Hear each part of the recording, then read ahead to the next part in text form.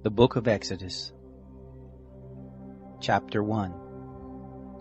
Now these are the names of the sons of Israel who came into Egypt. Every man in his household came with Jacob: Reuben, Simeon, Levi, and Judah; Issachar, Zebulun, and Benjamin; Dan and Naphtali; Gad and Asher. All the souls who came out of Jacob's body were 70 souls, and Joseph was in Egypt already. Joseph died, as did all his brothers and all that generation. The children of Israel were fruitful and increased abundantly and multiplied and grew exceedingly mighty, and the land was filled with them. Now there arose a new king over Egypt who didn't know Joseph. He said to his people, "Behold, the people of the children of Israel are more and mightier than we. Come, let us deal wisely with them, lest they multiply." And it happened that when any war breaks out, they also join themselves to our enemies and fight against us, and escape out of the land. Therefore they set taskmasters over them to afflict them with their burdens. They built storage cities for Pharaoh, Pithom and Ramses. But the more they afflicted them, the more they multiplied, and the more they spread out. They were grieved because of the children of Israel. The Egyptians ruthlessly made the children of Israel serve, and they made their lives bitter with hard service, in mortar and in brick, and in all manner of service in the field, all their service in which they ruthlessly made them serve. The king of Egypt spoke to the Hebrew midwives, of whom the name of the one was Shiphrah, and the name of the other Puah. And he said, "When you perform the duty of a midwife to the Hebrew women, and see them on the birth stool, if it is a son, then you shall kill him, but if it is a daughter, then she shall live." But the midwives feared God, and didn't do what the king of Egypt commanded them, but saved the baby boys alive. The king of Egypt called for the midwives and said to them, "Why have you done this thing, and have saved the men children alive?" The midwives said to Pharaoh, "Because the Hebrew women aren't like the Egyptian women, for they are vigorous, and give birth before the midwife comes to them." God dealt well with the midwives, and the people multiplied and grew very mighty. It happened, because the midwives feared God, that he gave them families. Pharaoh charged all his people, saying, "You shall cast every son who is born into the river, and every daughter you shall save alive." Chapter 2. A man of the house of Levi went and took a daughter of Levi as his wife. The woman conceived and bore a son. When she saw that he was a fine child, she hid him 3 months. When she could no longer hide him, she took a papyrus basket for him and coated it with tar and with pitch. She put the child in it and laid it in the reeds by the river's bank. His sisters stood far off to see what would be done to him. Pharaoh's daughter came down to bathe at the river. Her maidens walked along by the riverside. She saw the basket among the reeds and sent her handmaid to get it. She opened it and saw the child, and behold, the baby cried. She had compassion on him and said, "This is one of the Hebrews' children." Then his sister said to Pharaoh's daughter, "Should I go and call a nurse for you from the Hebrew women, that she may nurse the child for you?" Pharaoh's daughter said to her, "Go." The maiden went and called the child's mother. Pharaoh's daughter said to her, "Take this child away and nurse him for me, and I will give you your wages." The woman took the child and nursed it. The child grew, and she brought him to Pharaoh's daughter, and he became her son. She named him Moses, and said, "Because I drew him out of the water." It happened in those days, when Moses had grown up, that he went out to his brothers and looked at their burdens. He saw an Egyptian striking a Hebrew, one of his brothers. He looked this way and that way, and when he saw that there was no one, he killed the Egyptian and hid him in the sand. He went out the second day, and behold, 2 men of the Hebrews were fighting with each other. He said to him who did the wrong, "Why do you strike your fellow brother?" He said, "Who made you a prince and a judge over us? Do you plan to kill me as you killed the Egyptian?" Moses was afraid and said, "Surely this thing is known." Now when Pharaoh heard this thing, he sought to kill Moses.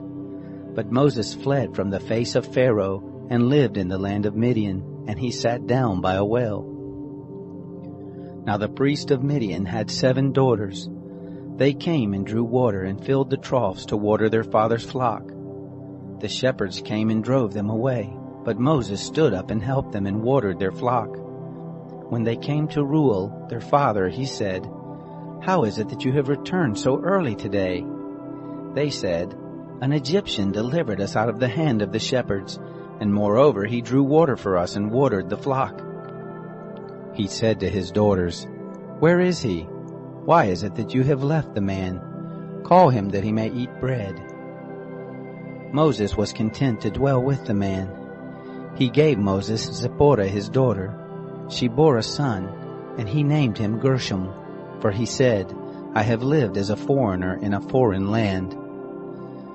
It happened in the course of those many days that the king of Egypt died, and the children of Israel sighed because of the bondage, and they cried, and their cry came up to God because of the bondage. God heard their groaning, and God remembered his covenant with Abraham, with Isaac, and with Jacob. God saw the children of Israel, and God was concerned about them. Chapter 3. Now Moses was keeping the flock of Jethro, his father-in-law, the priest of Midian. And he led the flock to the back of the wilderness, and came to God's mountain, to Horeb. The angel of the Lord appeared to him in a flame of fire out of the midst of a bush. He looked, and behold, the bush burned with fire, and the bush was not consumed. Moses said, "I will turn aside now and see this great sight, why the bush is not burnt." When the Lord saw that he turned aside to see, God called to him out of the midst of the bush, and said, "Moses, Moses." He said, "Here I am." He said, "Don't come close. Take off your sandals from off your feet, for the place you are standing on is holy ground." Moreover, he said, "I am the God of your father, the God of Abraham, the God of Isaac, and the God of Jacob." Moses hid his face, for he was afraid to look at God. The Lord said, "I have surely seen the affliction of my people who are in Egypt, and have heard their cry because of their taskmasters, for I know their sorrows, and I have come down to deliver them out of the hand of the Egyptians, and to bring them up out of that land to a good and large land, to a land flowing with milk and honey, to the place of the Canaanite, the Hittite, the Amorite, the Perizzite, the Hivite, and the Jebusite. Now behold, the cry of the children of Israel has come to me. Moreover, I have seen the oppression with which the Egyptians oppressed them. Come now, therefore, and I will send you to Pharaoh, that you may bring forth my people, the children of Israel, out of Egypt." Moses said to God, "Who am I, that I should go to Pharaoh, and that I should bring forth the children of Israel out of Egypt?" He said, "Certainly I will be with you. This will be the token to you that I have sent you. When you have brought forth the people out of Egypt, you shall serve God on this mountain." Moses said to God, "Behold, when I come to the children of Israel and tell them, 'The God of your fathers has sent me to you,' and they ask me, 'What is his name?' what should I tell them?" God said to Moses, "I am who I am." And he said, "You shall tell the children of Israel this, 'I am has sent me to you.'" God said moreover to Moses, "You shall tell the children of Israel this, 'The Lord, the God of your fathers, the God of Abraham, the God of Isaac, and the God of Jacob, has sent me to you. This is my name forever, and this is my memorial to all generations. Go and gather the elders of Israel together, and tell them, The Lord, the God of your fathers, the God of Abraham, Isaac, and of Jacob, has appeared to me, saying, I have surely visited you, and seen that which is done to you in Egypt. And I have said, I will bring you up out of the affliction of Egypt to the land of the Canaanite, the Hittite, the Amorite, the Perizzite, the Hivite, and the Jebusite, to a land flowing with milk and honey. They will listen to your voice, and you shall come, you and the elders of Israel, to the king of Egypt, and you shall tell him, The Lord, the God of the Hebrews, has met with us, Now please let us go 3 days' journey into the wilderness, that we may sacrifice to the Lord our God. I know that the king of Egypt won't give you permission to go, no, not by a mighty hand. I will put forth my hand and strike Egypt with all my wonders which I will do in the midst of it, and after that he will let you go. I will give this people favor in the sight of the Egyptians, and it will happen that when you go, you shall not go empty-handed. But every woman shall ask of her neighbor, and of her who visits her house, jewels of silver, jewels of gold, and clothing, and you shall put them on your sons and on your daughters. You shall despoil the Egyptians. Chapter 4. Moses answered, But behold, they will not believe me, nor listen to my voice, for they will say, The Lord has not appeared to you. The Lord said to him, What is that in your hand? He said, A rod. He said, Throw it on the ground. He threw it on the ground, and it became a snake, and Moses ran away from it.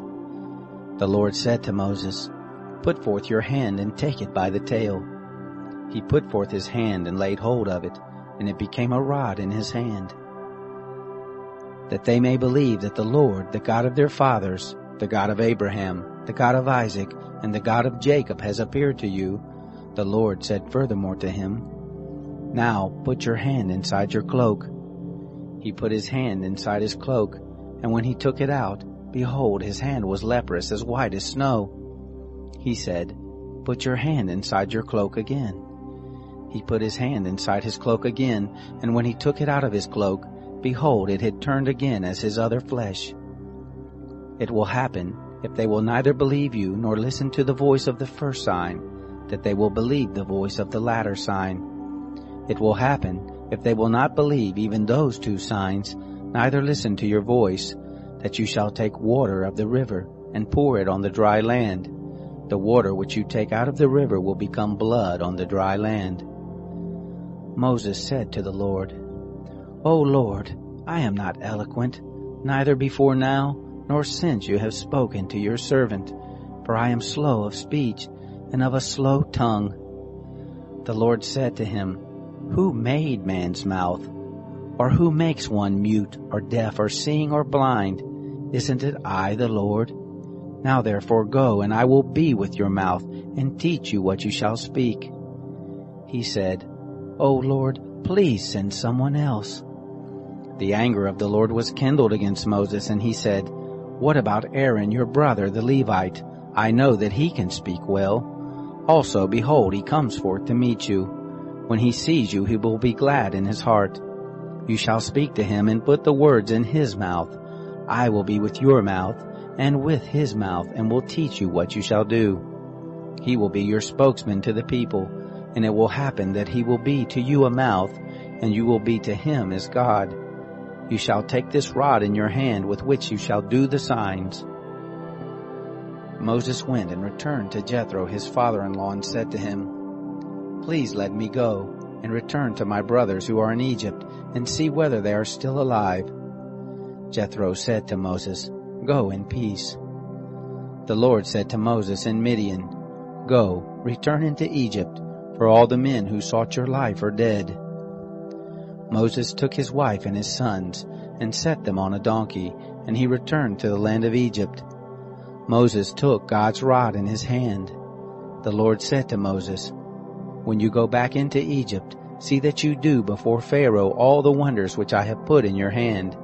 But I will harden his heart, and he will not let the people go. You shall tell Pharaoh, Thus says the Lord, Israel is my son, my firstborn, and I have said to you, Let my son go, that he may serve me.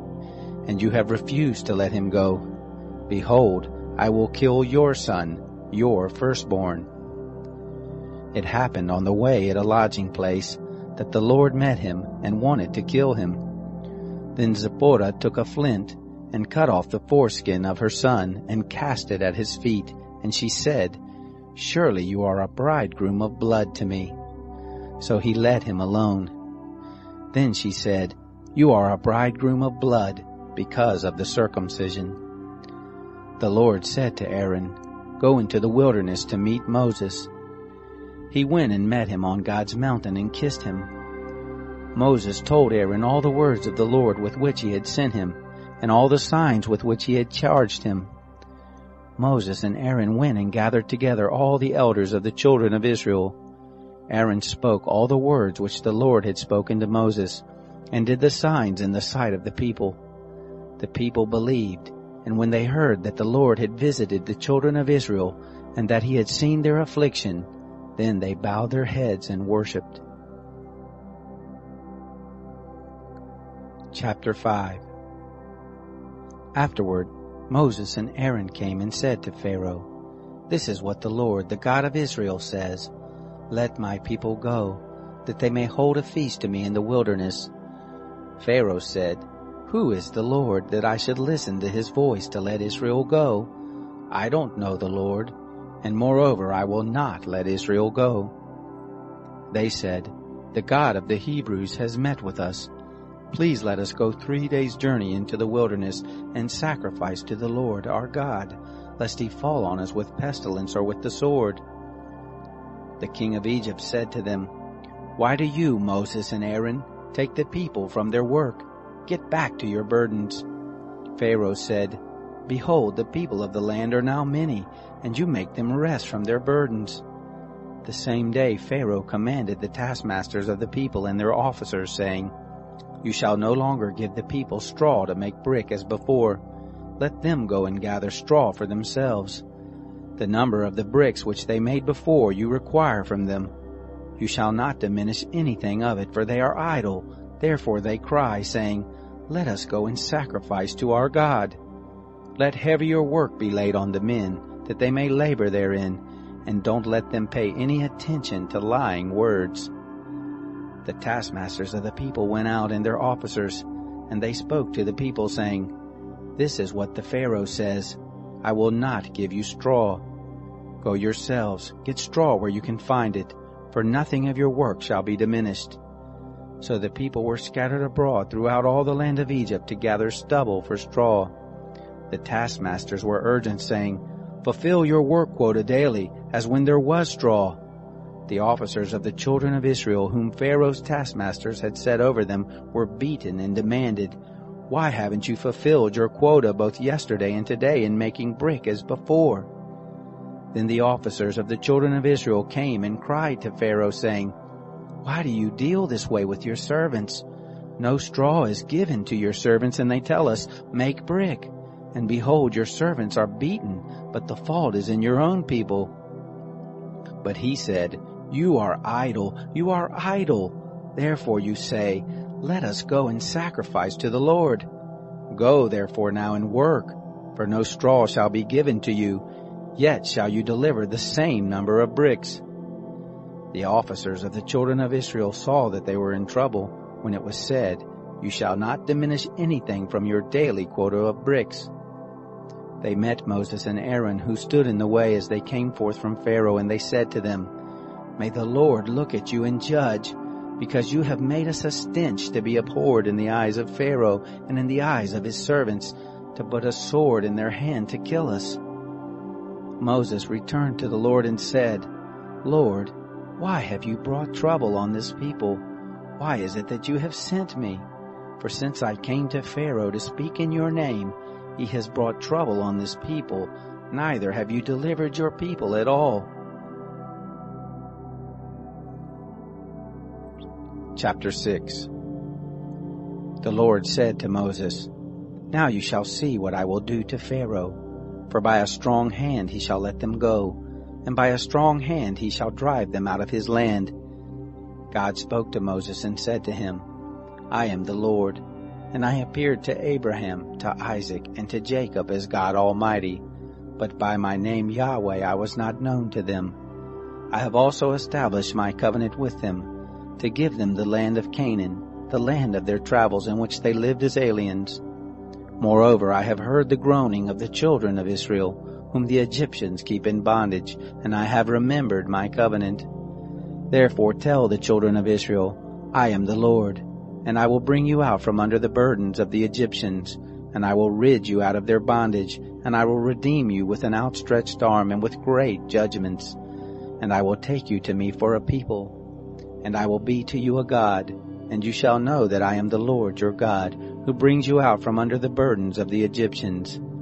I will bring you into the land which I swore to give to Abraham, to Isaac, and to Jacob, and I will give it to you for a heritage. I am the Lord.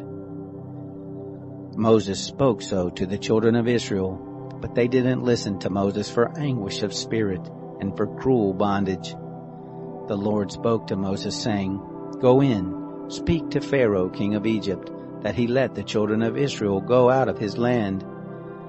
Moses spoke before the Lord, saying, Behold, the children of Israel haven't listened to me. How then shall Pharaoh listen to me, who am of uncircumcised lips? The Lord spoke to Moses and to Aaron, and gave them a charge to the children of Israel and to Pharaoh, king of Egypt, to bring the children of Israel out of the land of Egypt.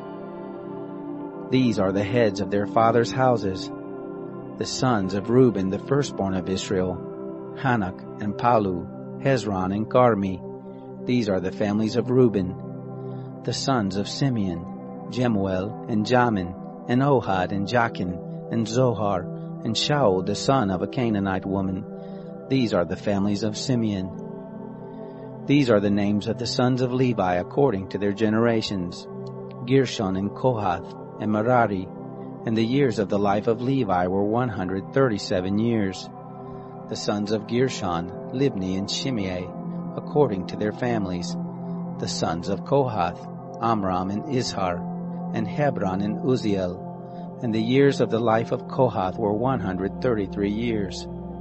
The sons of Merari, Mali and Mushi.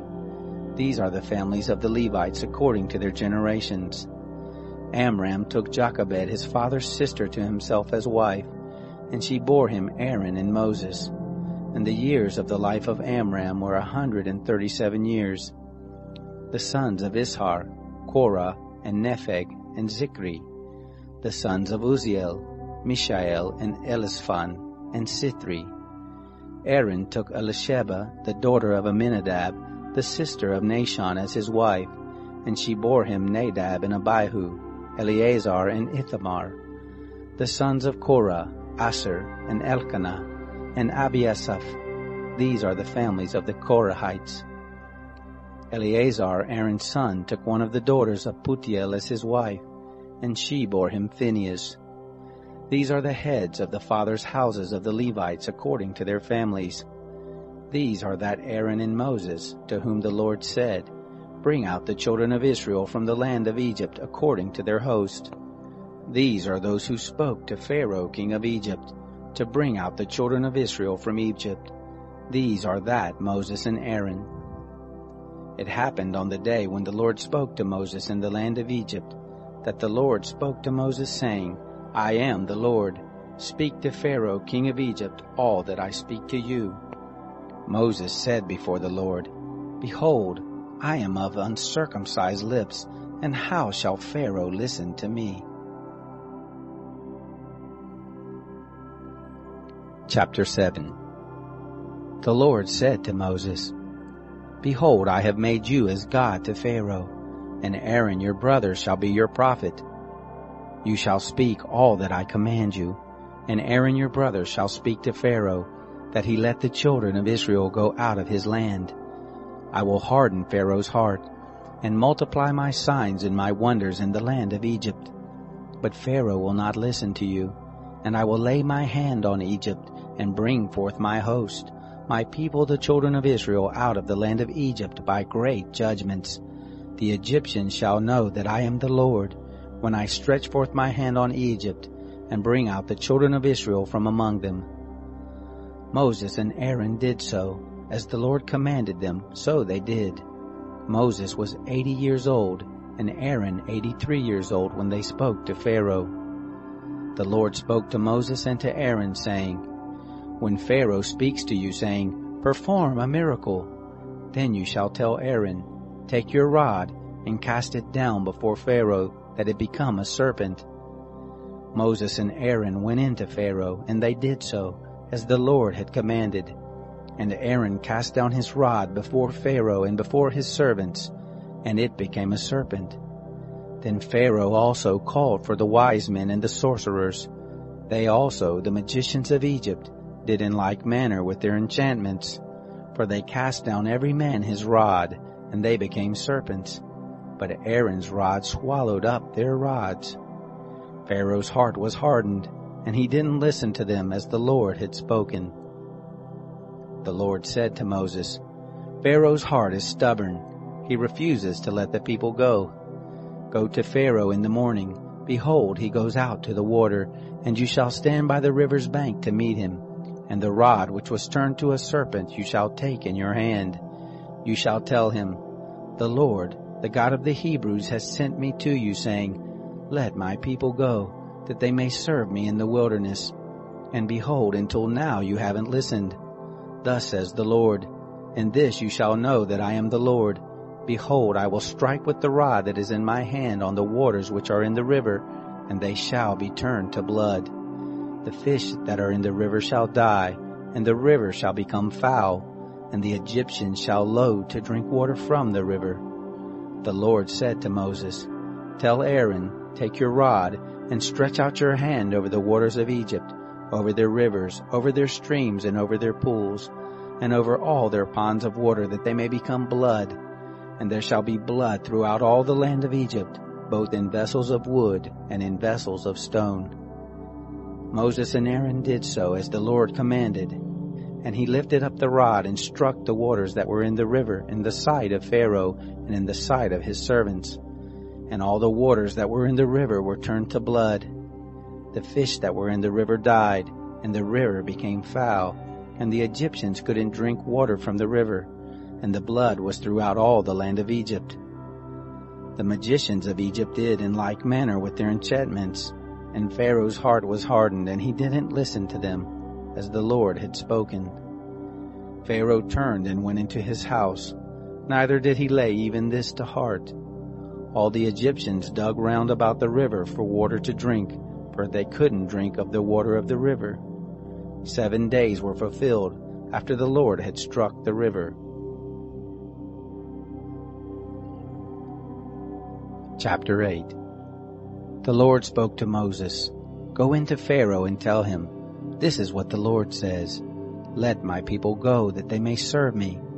If you refuse to let them go, behold, I will plague all your borders with frogs, and the river shall swarm with frogs, which shall go up and come into your house, and into your bedchamber, and on your bed, and into the house of your servants, and on your people, and into your ovens, and into your netting troughs. And the frogs shall come up both on you and on your people, and on all your servants. The Lord said to Moses, Tell Aaron, Stretch forth your hand with your rod over the rivers, over the streams, and over the pools, and cause frogs to come up on the land of Egypt. Aaron stretched out his hand over the waters of Egypt, and the frogs came up and covered the land of Egypt. The magicians did in like manner with their enchantments, and brought up frogs on the land of Egypt.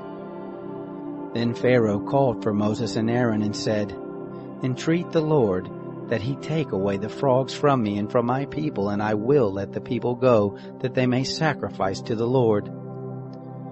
Moses said to Pharaoh, I give you the honor of setting the time that I should pray for you and for your servants and for your people, that the frogs be destroyed from you and your houses, and remain in the river only. He said, Tomorrow. He said, Be it according to your word, that you may know that there is none like the Lord our God. The frogs shall depart from you, and from your houses, and from your servants, and from your people. They shall remain in the river only. Moses and Aaron went out from Pharaoh, and Moses cried to the Lord concerning the frogs which he had brought on Pharaoh. The Lord did according to the word of Moses, and the frogs died out of the houses, out of the courts, and out of the fields. They gathered them together in heaps, and the land stank. But when Pharaoh saw that there was a respite, he hardened his heart and didn't listen to them as the Lord had spoken. The Lord said to Moses, Tell Aaron, Stretch out your rod and strike the dust of the earth, that it may become lice throughout all the land of Egypt. They did so, and Aaron stretched out his hand with his rod and struck the dust of the earth, and there were lice on man and on animal. All the dust of the earth became lice throughout all the land of Egypt. The magicians tried with their enchantments to bring forth lice, but they couldn't. There were lice on man and on animal. Then the magician said to Pharaoh, "This is the finger of God."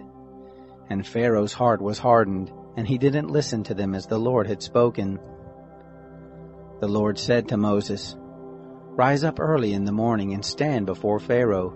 Behold, he comes forth to the water, and tell him, 'This is what the Lord says, Let my people go that they may serve me. Else if you will not let my people go, behold, I will send swarms of flies on you and on your servants and on your people, and into your houses, and the houses of the Egyptians shall be full of swarms of flies, and also the ground whereon they are. I will set apart in that day the land of Goshen in which my people dwell, that no swarms of flies shall be there, to the end that you may know that I am the Lord in the midst of the earth. I will put a division between my people and your people. By tomorrow shall this sign be.' The Lord did so, and there came grievous swarms of flies into the house of Pharaoh and into his servants' houses, and in all the land of Egypt the land was corrupted by reason of the swarms of flies. Pharaoh called for Moses and for Aaron and said, 'Go, sacrifice to your God in the land.' Moses said, 'It isn't appropriate to do so, for we shall sacrifice the abomination of the Egyptians to the Lord our God. Behold, shall we sacrifice the abomination of the Egyptians before their eyes, and won't they stone us? We will go 3 days' journey into the wilderness, and sacrifice to the Lord our God as he shall command us.'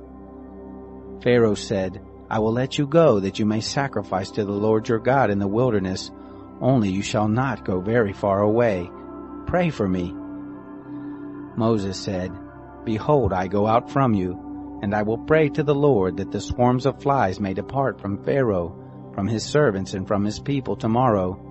Only don't let Pharaoh deal deceitfully any more in not letting the people go to sacrifice to the Lord.' Moses went out from Pharaoh and prayed to the Lord. The Lord did according to the word of Moses, and he removed the swarms of flies from Pharaoh, from his servants, and from his people. There remained not one. Pharaoh hardened his heart this time also, and he didn't let the people go." Chapter 9. Then the Lord said to Moses, "Go into Pharaoh and tell him, 'This is what the Lord, the God of the Hebrews, says, Let my people go that they may serve me.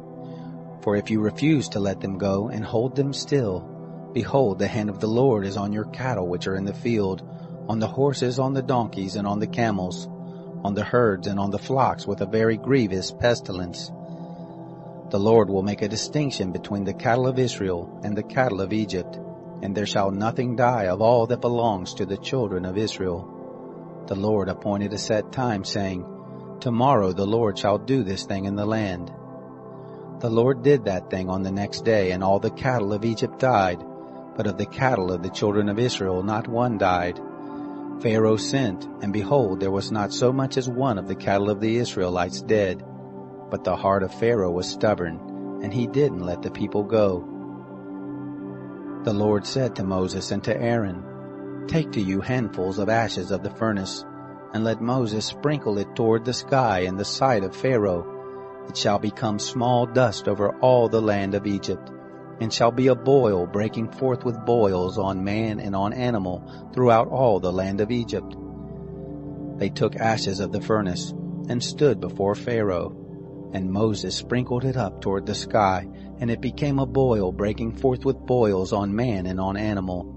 The magicians couldn't stand before Moses because of the boils, for the boils were on the magicians, and on all the Egyptians.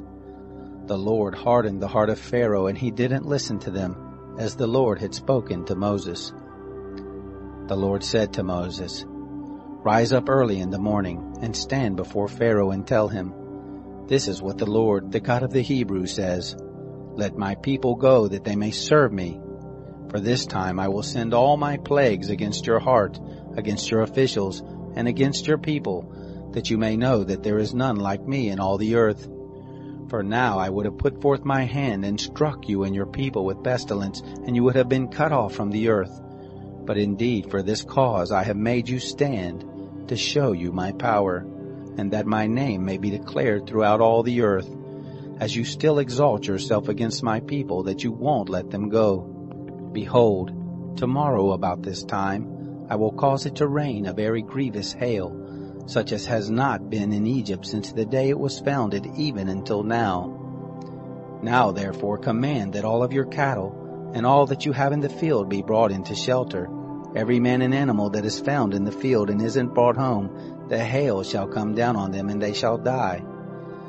Those who feared the word of the Lord among the servants of Pharaoh made their servants and their cattle flee into the houses. Whoever didn't regard the word of the Lord left his servants and his cattle in the field. The Lord said to Moses, Stretch forth your hand toward the sky, that there may be hail in all the land of Egypt, on man and on animal, and on every herb of the field throughout the land of Egypt. Moses stretched forth his rod toward the heavens, and the Lord sent thunder, hail and lightning, flashing down to the earth. The Lord rained hail on the land of Egypt, so that there was a very severe hail, and lightning mixed with the hail, such as had not been in all the land of Egypt since it became a nation. The hail struck throughout all the land of Egypt, all that was in the field, both man and animal. And the hail struck every herb of the field, and broke every tree of the field. Only in the land of Goshen, where the children of Israel were, there was no hail.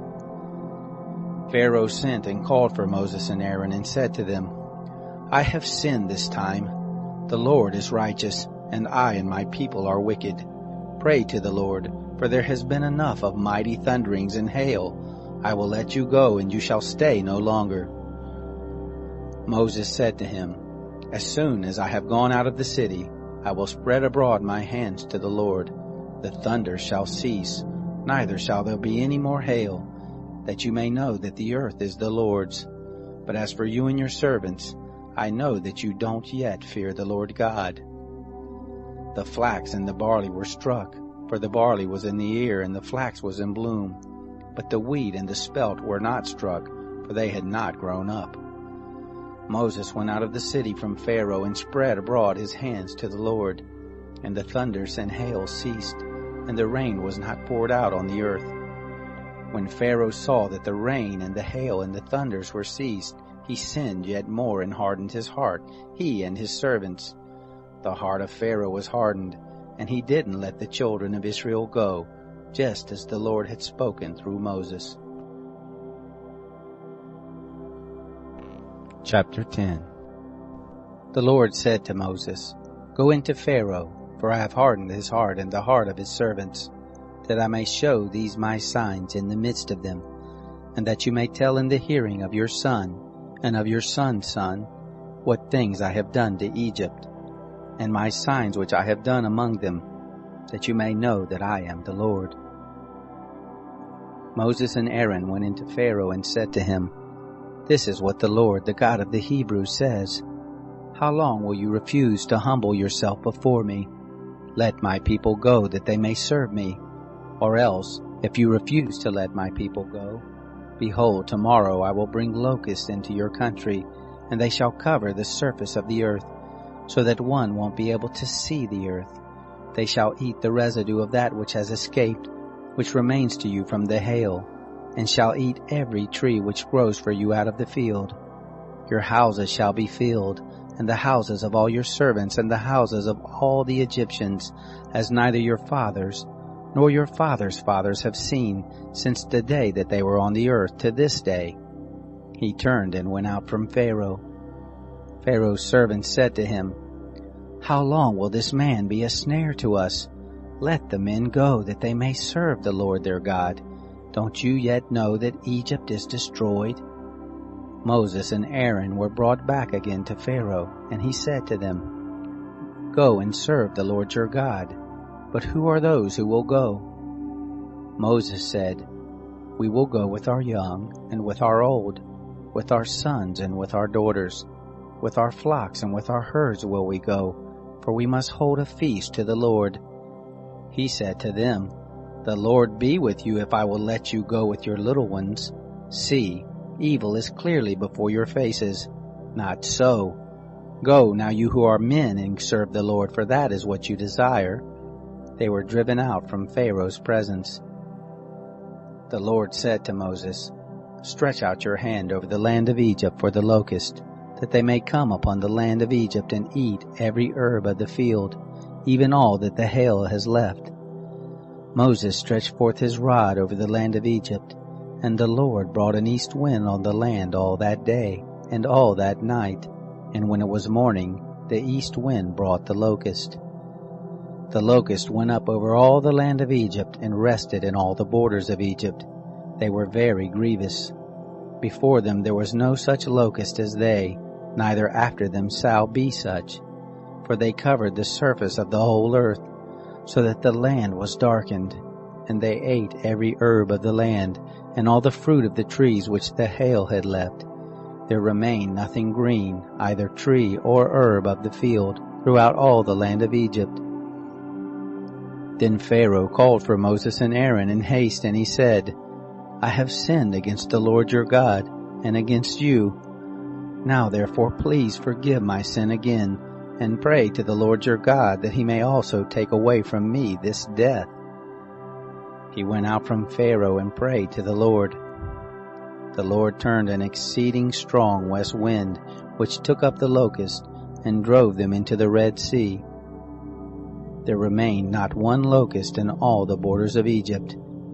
But the Lord hardened Pharaoh's heart, and he didn't let the children of Israel go. The Lord said to Moses, "Stretch out your hand toward the sky, that there may be darkness over the land of Egypt, even darkness which may be felt." Moses stretched forth his hand toward the sky, and there was a thick darkness in all the land of Egypt 3 days. They didn't see one another, neither did anyone rise from his place for 3 days. But all the children of Israel had light in their dwellings. Pharaoh called to Moses and said, "Go, serve the Lord. Only let your flocks and your herds stay behind. Let your little ones also go with you." Moses said, "You must also give into our hands sacrifices and burnt offerings, that we may sacrifice to the Lord our God. Our cattle also shall go with us. There shall not a hoof be left behind. For of it we must take to serve the Lord our God, and we don't know with what we must serve the Lord until we come there." But the Lord hardened Pharaoh's heart, and he wouldn't let them go. Pharaoh said to him, "Get away from me. Be careful to see my face no more, for in the day you see my face, you shall die." Moses said, "You have spoken well. I will see your face again no more." Chapter 11. The Lord said to Moses, "Yet one more plague will I bring on Pharaoh and on Egypt. Afterwards he will let you go. When he lets you go, he will surely thrust you out altogether. Speak now in the ears of the people, and let them ask every man of his neighbor, and every woman of her neighbor, jewels of silver and jewels of gold." The Lord gave the people favor in the sight of the Egyptians. Moreover, the man Moses was very great in the land of Egypt, in the sight of Pharaoh's servants and in the sight of the people. Moses said, "This is what the Lord says. About midnight I will go out into the midst of Egypt, and all the firstborn in the land of Egypt shall die, from the firstborn of Pharaoh who sits on his throne, even to the firstborn of the maidservant who is behind the mill, and all the firstborn of the cattle.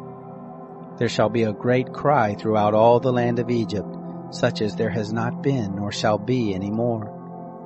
But against any of the children of Israel, a dog won't even bark or move its tongue, against man or animal, that you may know that the Lord makes a distinction between the Egyptians and Israel. All these your servants shall come down to me, and bow down themselves to me, saying, 'Get out, and all the people who follow you,' and after that I will go out." He went out from Pharaoh in hot anger. The Lord said to Moses, "Pharaoh won't listen to you, that my wonders may be multiplied in the land of Egypt." Moses and Aaron did all these wonders before Pharaoh, and the Lord hardened Pharaoh's heart, and he didn't let the children of Israel go out of his land. Chapter 12. The Lord spoke to Moses and Aaron in the land of Egypt, saying, This month shall be to you the beginning of months. It shall be the first month of the year to you. Speak to all the congregation of Israel, saying, On the 10th day of this month they shall take to them every man a lamb according to their fathers' houses, a lamb for a household. And if the household be too little for a lamb, then he and his neighbor next to his house shall take one according to the number of the souls. According to what every one can eat, you shall make your count for the lamb. Your lamb shall be without blemish, a male a year old. You shall take it from the sheep or from the goats, and you shall keep it until the 14th day of the same month, and the whole assembly of the congregation of Israel shall kill it at evening. They shall take some of the blood, and put it on the 2 side posts and on the lintel, on the houses in which they shall eat it. They shall eat the flesh in that night, roasted with fire and unleavened bread. They shall eat it with bitter herbs. Don't eat it raw, nor boiled at all with water, but roasted with fire, with its head, its legs, and its inner parts. You shall let nothing of it remain until the morning, but that which remains of it until the morning you shall burn with fire. This is how you shall eat it, with your loins girded, your shoes on your feet, and your staff in your hand, and you shall eat it in haste. It is the Lord's Passover. For I will go through the land of Egypt in that night, and will strike all the firstborn in the land of Egypt, both man and animal. Against all the gods of Egypt I will execute judgments. I am the Lord. The blood shall be to you for a token on the houses where you are, and when I see the blood, I will pass over you, and there shall be no plague be on you to destroy you when I strike the land of Egypt. This day shall be to you for a memorial, and you shall keep it a feast to the Lord. Throughout your generations you shall keep it a feast by an ordinance forever. 7 days shall you eat unleavened bread. Even the first day you shall put away yeast out of your houses. For whoever eats leavened bread from the first day until the 7th, that soul shall be cut off from Israel. In the first day there shall be to you a holy convocation, and in the 7th day a holy convocation. No manner of work shall be done in them, except that which every man must eat, that only may be done by you. You shall observe the feast of unleavened bread, for in this same day have I brought your host out of the land of Egypt. Therefore shall you observe this day throughout your generations by an ordinance forever. In the first month, on the 14th day of the month at evening, you shall eat unleavened bread, until the 21st day of the month at evening. 7 days shall there be no yeast found in your houses, for whoever eats that which is leavened, that soul shall be cut off from the congregation of Israel, whether he be a foreigner or one who is born in the land. You shall eat nothing leavened. In all your habitations you shall eat unleavened bread. Then Moses called for all the elders of Israel and said to them, Draw out and take lambs according to your families and kill the Passover. You shall take a bunch of hyssop and dip it in the blood that is in the basin, and strike the lintel and the 2 side posts with the blood that is in the basin, and none of you shall go out of the door of his house until the morning. For the Lord will pass through to strike the Egyptians, and when he sees the blood on the lintel and on the 2 side posts, the Lord will pass over the door, and will not allow the destroyer to come into your houses to strike you. You shall observe this thing for an ordinance to you and to your sons forever. It shall happen when you have come to the land which the Lord will give you, according as he has promised, that you shall keep this service. It will happen when your children ask you, What do you mean by this service? That you shall say, It is the sacrifice of the Lord's Passover, who passed over the houses of the children of Israel in Egypt, when he struck the Egyptians and spared our houses. The people bowed their heads and worshipped. The children of Israel went and did so as the Lord had commanded Moses and Aaron, so they did. It happened at midnight that the Lord struck all the firstborn in the land of Egypt, from the firstborn of Pharaoh who sat on his throne, to the firstborn of the captive who was in the dungeon, and all the firstborn of cattle. Pharaoh rose up in the night, he and all his servants and all the Egyptians, and there was a great cry in Egypt, for there was not a house where there was not one dead. He called for Moses and Aaron by night and said, Rise up, get out from among my people, both you and the children of Israel, and go serve the Lord as you have said. Take both your flocks and your herds as you have said, and be gone, and bless me also. The Egyptians were urgent with the people to send them out of the land in haste, for they said, We are all dead men. The people took their dough before it was leavened, their netting troughs being bound up in their clothes on their shoulders. The children of Israel did according to the word of Moses, and they asked of the Egyptians jewels of silver and jewels of gold and clothing. The Lord gave the people favor in the sight of the Egyptians, so that they let them have what they asked. They despoiled the Egyptians. The children of Israel traveled from Ramses to Succoth, about 600,000 on foot who were men, besides children. A mixed multitude went up also with them, with flocks, herds, and even very much cattle. They baked unleavened cakes of the dough which they brought forth out of Egypt, for it wasn't leavened, because they were thrust out of Egypt and couldn't wait, neither had they prepared for themselves any food. Now the time that the children of Israel lived in Egypt was 430 years. It happened at the end of 430 years, even the same day it happened, that all the host of the Lord went out from the land of Egypt. It is a night to be much observed to the Lord for bringing them out from the land of Egypt. This is the night of the Lord, to be much observed of all the children of Israel throughout their generations. The Lord said to Moses and Aaron, This is the ordinance of the Passover. There shall no foreigner eat of it, but every man's servant who is bought for money, when you have circumcised him, then he shall eat of it. A foreigner and a hired servant shall not eat of it. In one house shall it be eaten, and you shall not carry forth anything of the flesh abroad out of the house, neither shall you break a bone of it. All the congregation of Israel shall keep it. When a stranger shall live as a foreigner with you, and will keep the Passover to the Lord, let all his males be circumcised, and then let him come near and keep it, and he shall be as one who is born in the land. But no uncircumcised person shall eat of it. One law shall be to him who is born at home, and to the stranger who lives as a foreigner among you. Thus did all the children of Israel, as the Lord commanded Moses and Aaron, so they did. It happened the same day that the Lord brought the children of Israel out of the land of Egypt by their host. Chapter 13. The Lord spoke to Moses, saying, Sanctify to me all of the firstborn, whatever opens the womb among the children of Israel, both of man and of animal, it is mine. Moses said to the people, Remember this day in which you came out from Egypt, out of the house of bondage, for by strength of hand the Lord brought you out from this place. No leavened bread shall be eaten. This day you go forth in the month Abib. It shall be when the Lord shall bring you into the land of the Canaanite, and the Hittite, and the Amorite, and the Hivite, and the Jebusite, which he swore to your fathers to give you, a land flowing with milk and honey, that you shall keep this service in this month. 7 days you shall eat unleavened bread, and in the 7th day shall be a feast to the Lord. Unleavened bread shall be eaten throughout the 7 days, and no leavened bread shall be seen with you, neither shall there be yeast seen with you in all your borders. You shall tell your son in that day, saying, It is because of that which the Lord did for me when I came forth out of Egypt.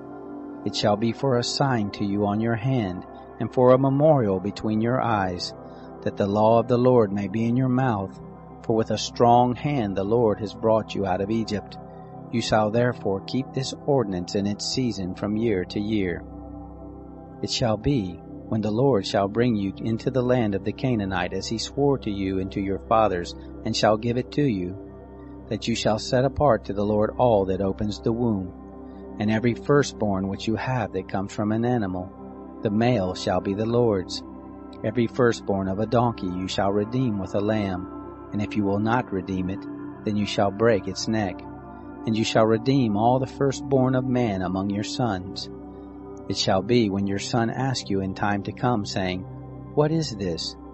That you shall tell him, By strength of hand the Lord brought us out from Egypt, from the house of bondage.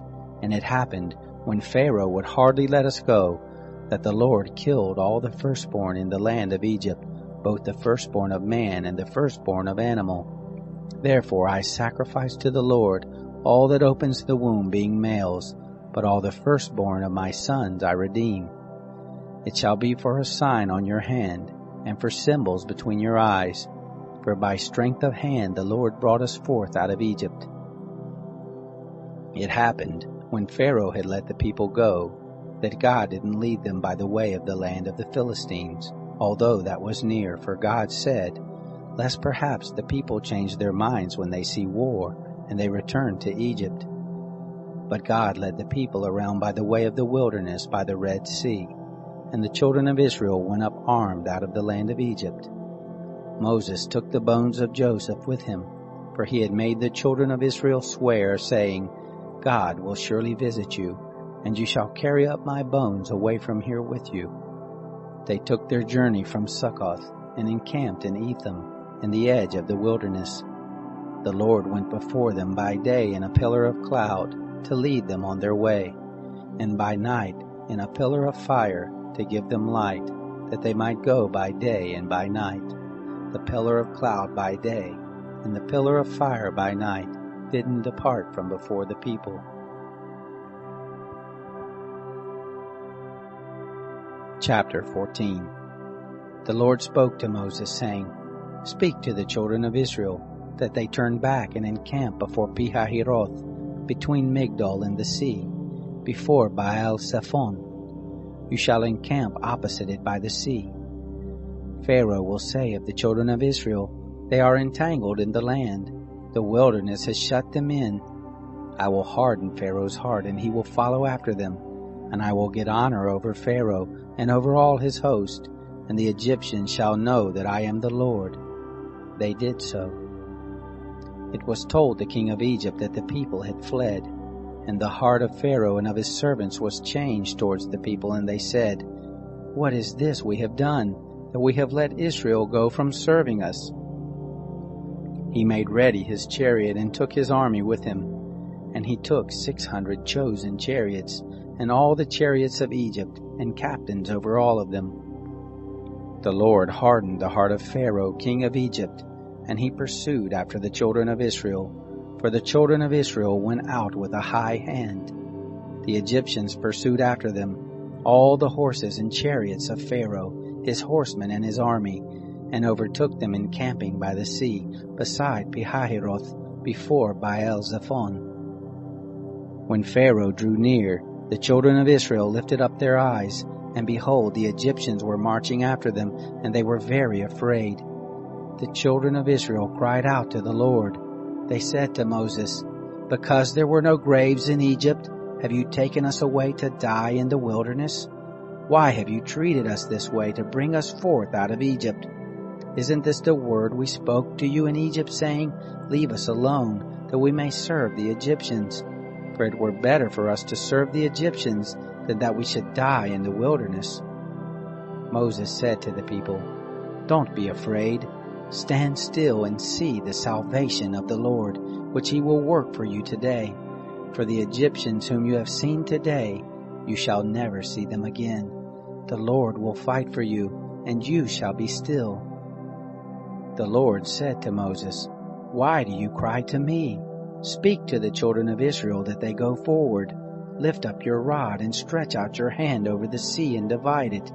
And the children of Israel shall go into the midst of the sea on dry ground. Behold, I will harden the hearts of the Egyptians, and they shall go in after them. And I will get myself honor over Pharaoh, and over all his host, over his chariots and over his horsemen. The Egyptians shall know that I am the Lord, when I have gotten myself honor over Pharaoh, over his chariots and over his horsemen. The angel of God, who went before the camp of Israel, moved and went behind them, and the pillar of cloud moved from before them and stood behind them. It came between the camp of Egypt and the camp of Israel, and there was the cloud and the darkness, yet it gave light by night, and the one didn't come near the other all the night. Moses stretched out his hand over the sea, And the Lord caused the sea to go back by a strong east wind all the night, and made the sea dry land, and the waters were divided. The children of Israel went into the midst of the sea on the dry ground, and the waters were a wall to them on their right hand and on their left.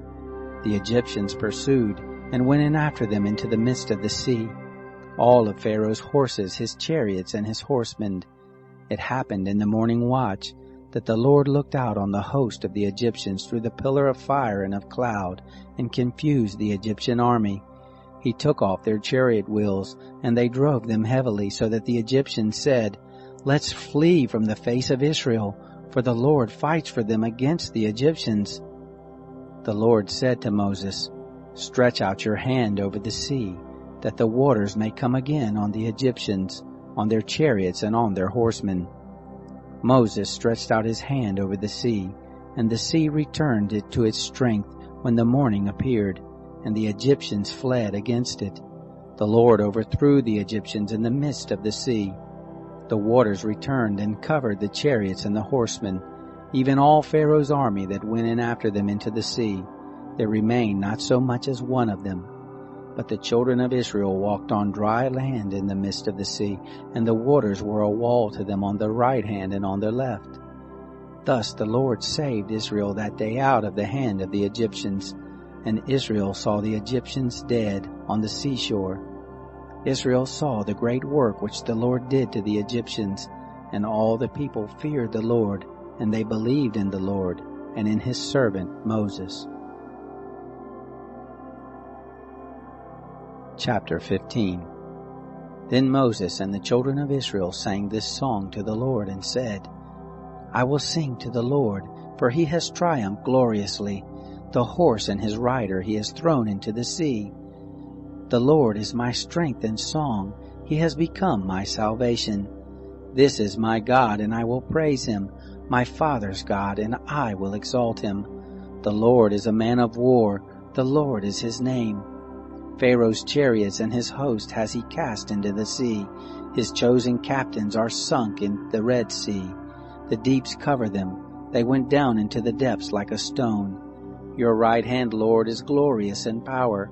Your right hand, Lord, dashes the enemy in pieces.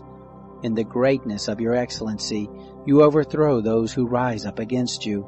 You send forth your wrath. It consumes them as stubble. With the blast of your nostrils the waters were piled up. The flood stood upright as a heap. The deeps were congealed in the heart of the sea. The enemy said, I will pursue, I will overtake, I will divide the spoil. My desire shall be satisfied on them. I will draw my sword, my hand shall destroy them. You blew with your wind, the sea covered them. They sank like lead in the mighty waters. Who is like you, O Lord, among the gods? Who is like you, glorious in holiness, fearful in praises, doing wonders? You stretched out your right hand, the earth swallowed them. You in your loving kindness have led the people that you have redeemed. You have guided them in your strength to your holy habitation. The peoples have heard, they tremble. Pangs have taken hold on the inhabitants of Philistia. Then the chiefs of Edom were dismayed. Trembling takes hold of the mighty men of Moab. All the inhabitants of Canaan are melted away. Terror and dread falls on them. By the greatness of your arm they are as still as a stone, until your people pass over, Lord, until the people pass over who you have purchased. You shall bring them in and plant them in the mountain of your inheritance, the place, Lord, which you have made for yourself to dwell in, the sanctuary, Lord, which your hands have established. The Lord shall reign forever and ever. For the horses of Pharaoh went in with his chariots and with his horsemen into the sea, and the Lord brought back the waters of the sea on them. But the children of Israel walked on dry land in the midst of the sea.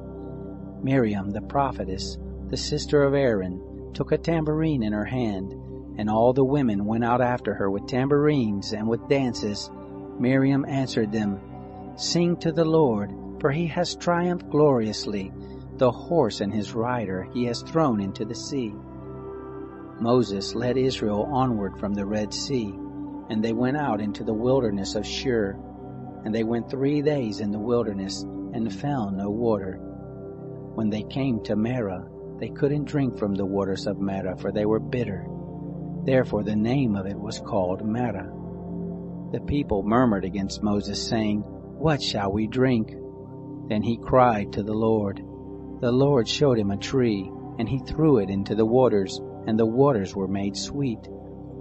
There he made a statute and an ordinance for them, and there he tested them. And he said, "If you will diligently listen to the voice of the Lord your God, and will do that which is right in his eyes, and will pay attention to his commandments, and keep all his statutes, I will put none of the diseases on you, which I have put on the Egyptians, for I am the Lord who heals you." They came to Elim, where there were 12 springs of water and 70 palm trees, and they encamped there by the waters. Chapter 16. They took their journey from Elim, and all the congregation of the children of Israel came to the wilderness of Sin, which is between Elim and Sinai, on the 15th day of the 2nd month after their departing out of the land of Egypt. The whole congregation of the children of Israel murmured against Moses and against Aaron in the wilderness. And the children of Israel said to them, "We wish that we had died by the hand of the Lord in the land of Egypt, when we sat by the flesh pots, when we ate our fill of bread. For you have brought us out into this wilderness to kill this whole assembly with hunger." Then the Lord said to Moses, "Behold, I will rain bread from the sky for you, and the people shall go out and gather a day's portion every day, that I may test them, whether they will walk in my law or not.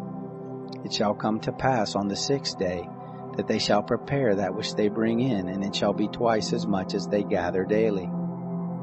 Moses and Aaron said to all the children of Israel, "At evening, then you shall know that the Lord has brought you out from the land of Egypt, and in the morning, then you shall see the glory of the Lord, because he hears your murmurings against the Lord.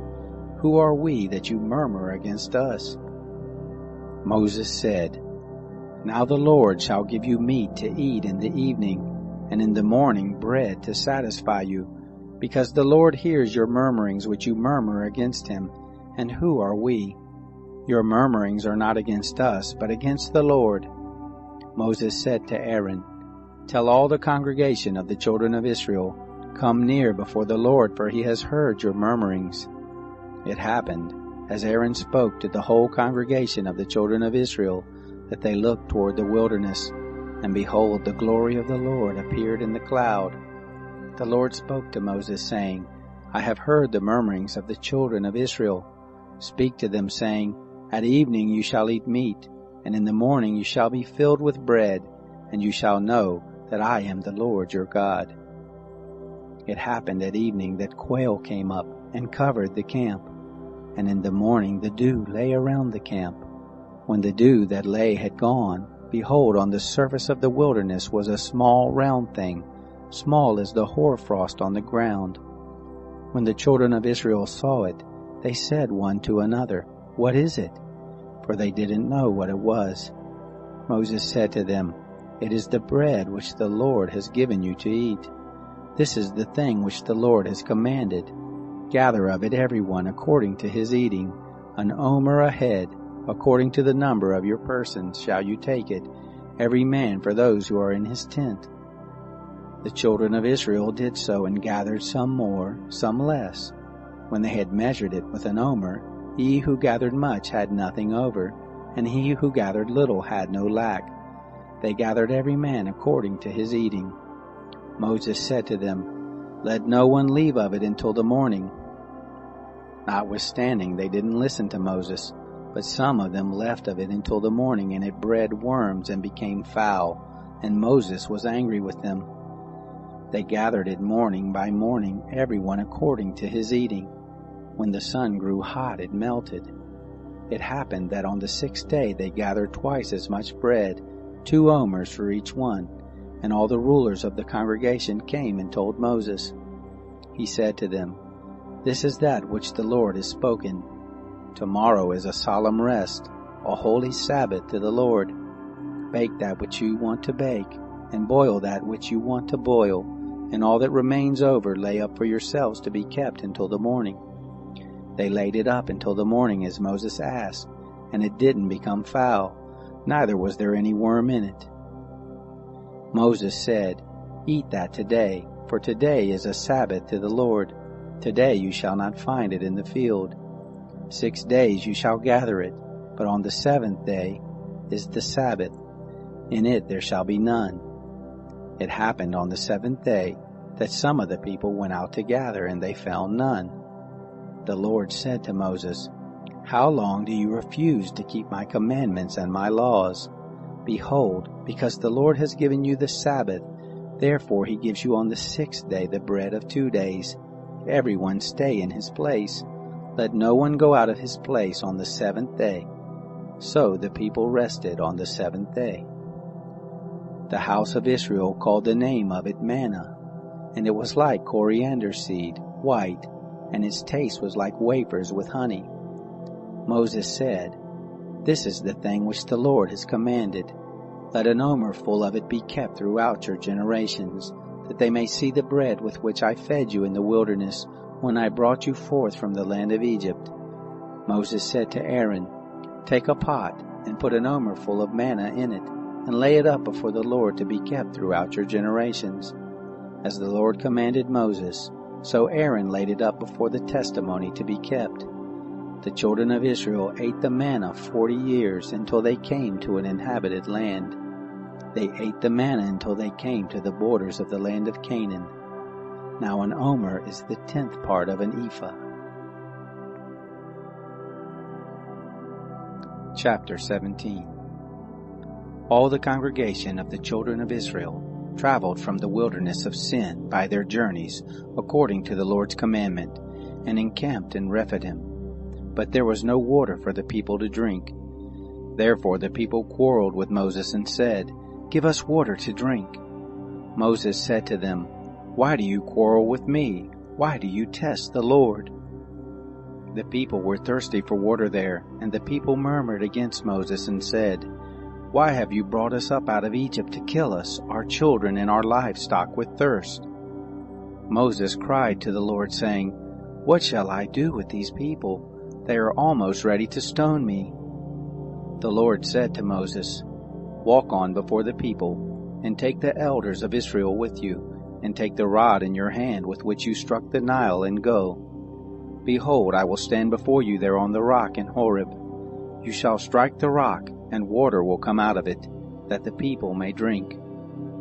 Moses did so in the sight of the elders of Israel. He called the name of the place Massah and Meribah, because the children of Israel quarreled, and because they tested the Lord, saying, Is the Lord among us or not?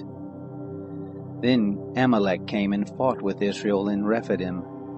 Moses said to Joshua, Choose men for us and go out, fight with Amalek. Tomorrow I will stand on the top of the hill with God's rod in my hand. So Joshua did as Moses had told him, and fought with Amalek. And Moses, Aaron, and Hur went up to the top of the hill.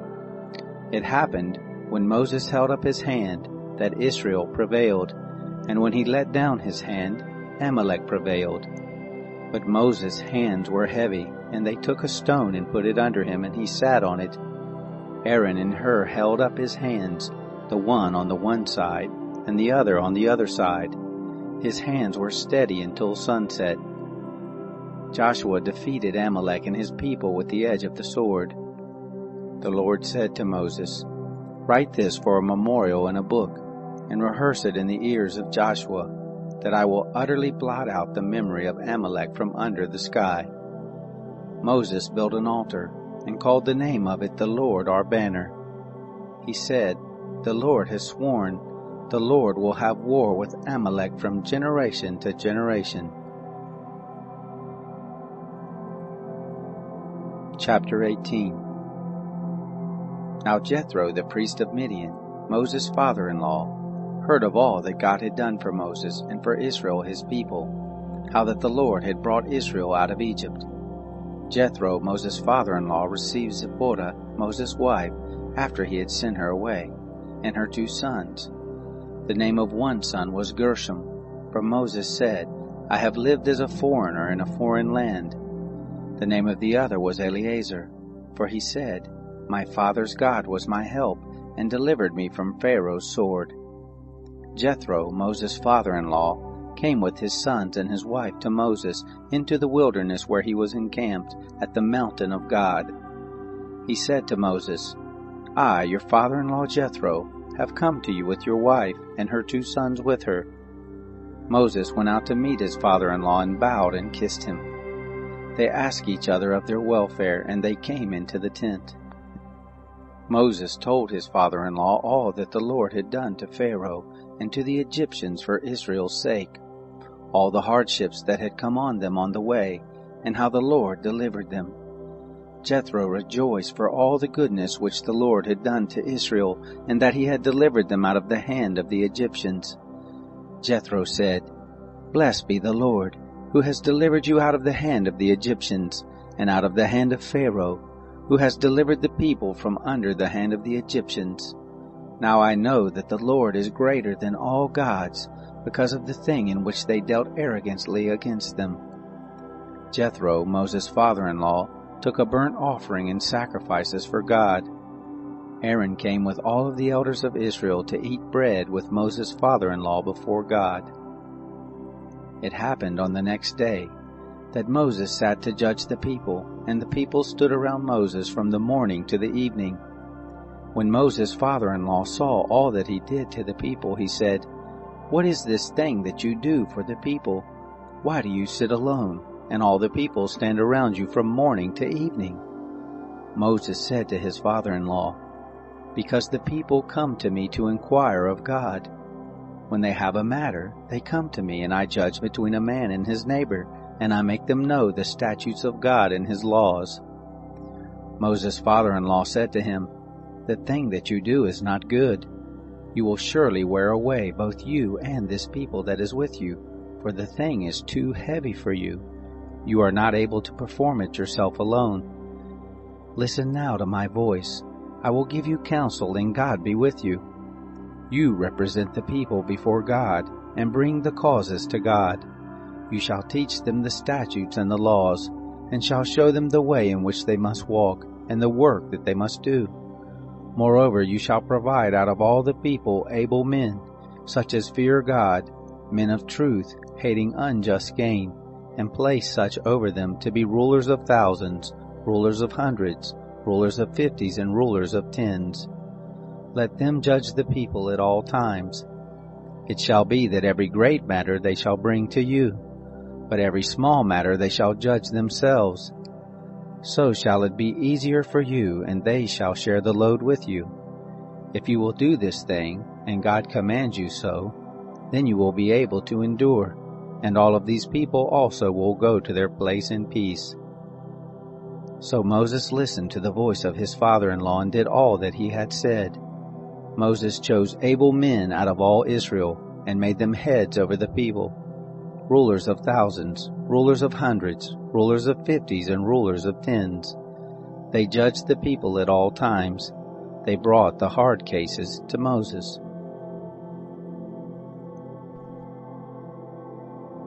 Chapter 19. In the 3rd month, after the children of Israel had gone forth out of the land of Egypt, on that same day they came into the wilderness of Sinai. When they had departed from Rephidim and had come to the wilderness of Sinai, they encamped in the wilderness, and there Israel encamped before the mountain. Moses went up to God, and the Lord called to him out of the mountain, saying, This is what you shall tell the house of Jacob, and tell the children of Israel. You have seen what I did to the Egyptians, and how I bore you on eagle's wings, and brought you to myself.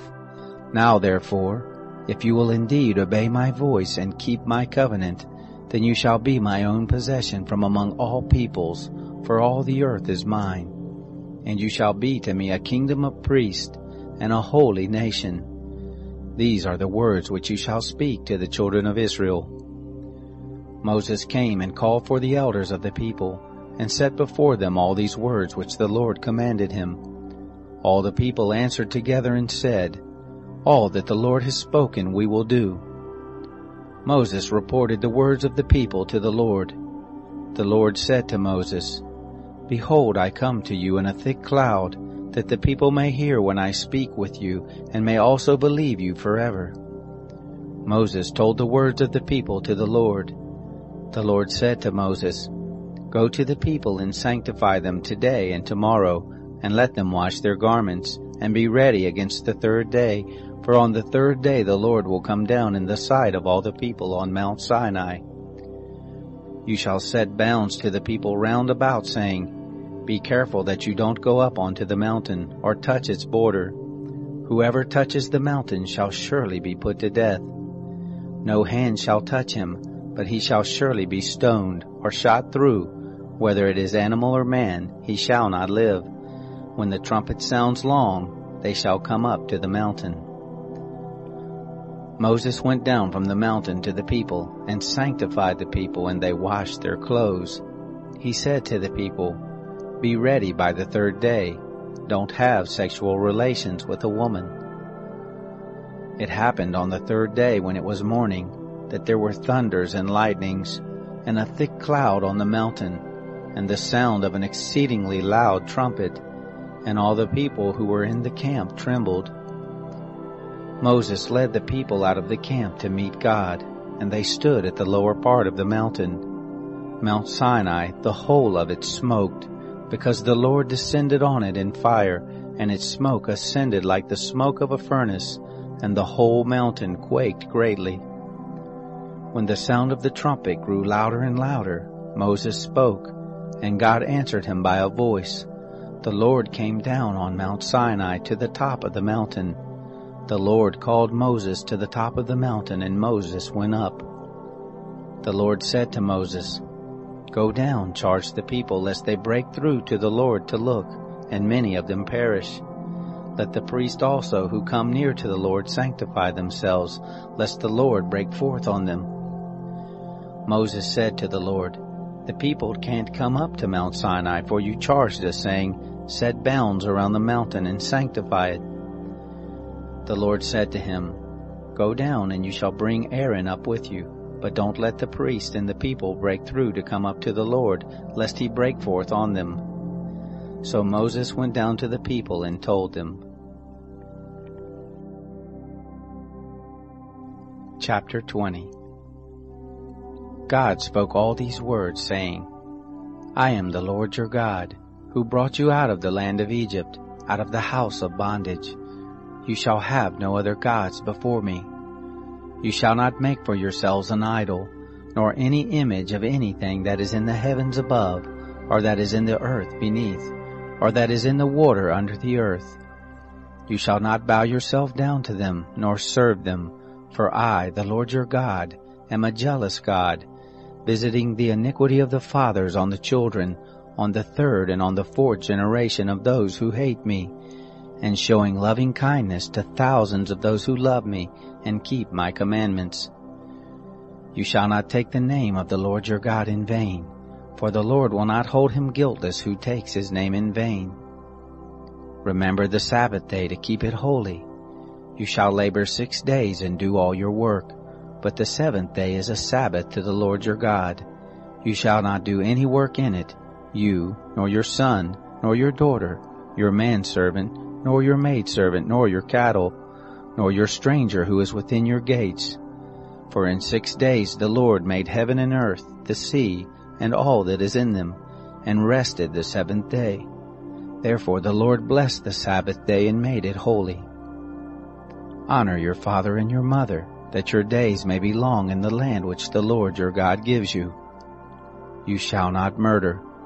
You shall not commit adultery. You shall not steal. You shall not give false testimony against your neighbor. You shall not covet your neighbor's house. You shall not covet your neighbor's wife, nor his manservant, nor his maidservant, nor his ox, nor his donkey, nor anything that is your neighbor's. All the people perceived the thunderings, the lightnings, the sound of the trumpet, and the mountain smoking. When the people saw it, they trembled and stayed at a distance. They said to Moses, Speak with us yourself, and we will listen, but don't let God speak with us, lest we die. Moses said to the people, Don't be afraid, for God has come to test you, and that his fear may be before you that you won't sin."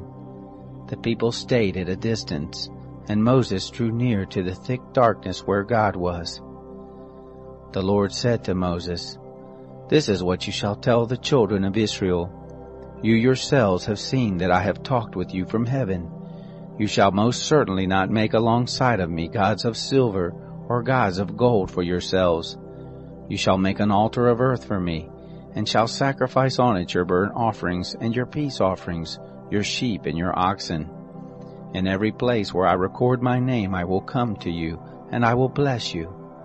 If you make me an altar of stone, you shall not build it of hewn stones, for if you lift up your tool on it, you have polluted it.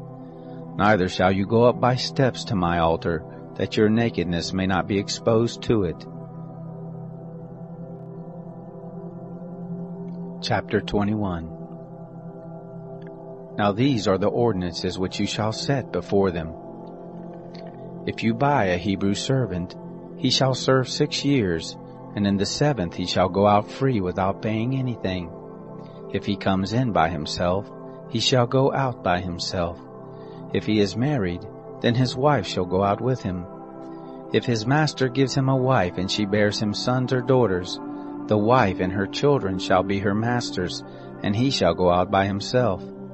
But if the servant shall plainly say, "I love my master, my wife, and my children, I will not go out free," then his master shall bring him to God, and shall bring him to the door or to the doorpost, and his master shall bore his ear through with an awl, and he shall serve him forever. If a man sells his daughter to be a maidservant, she shall not go out as the men servants do.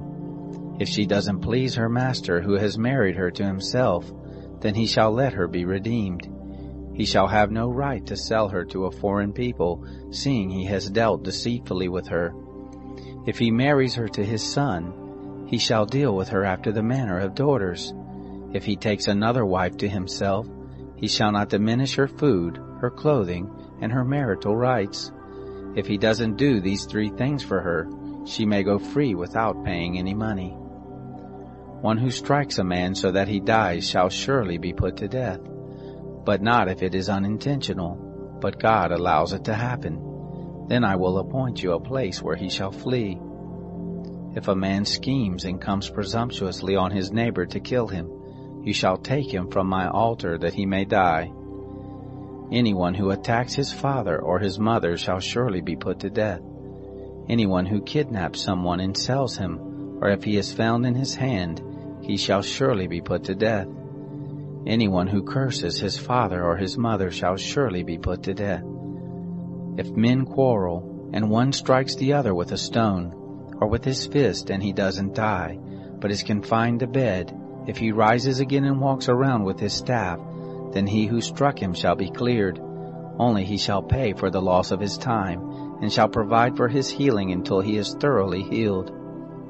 If a man strikes his servant or his maid with a rod, and he dies under his hand, he shall surely be punished. Notwithstanding, if he gets up after a day or 2, he shall not be punished, for he is his property.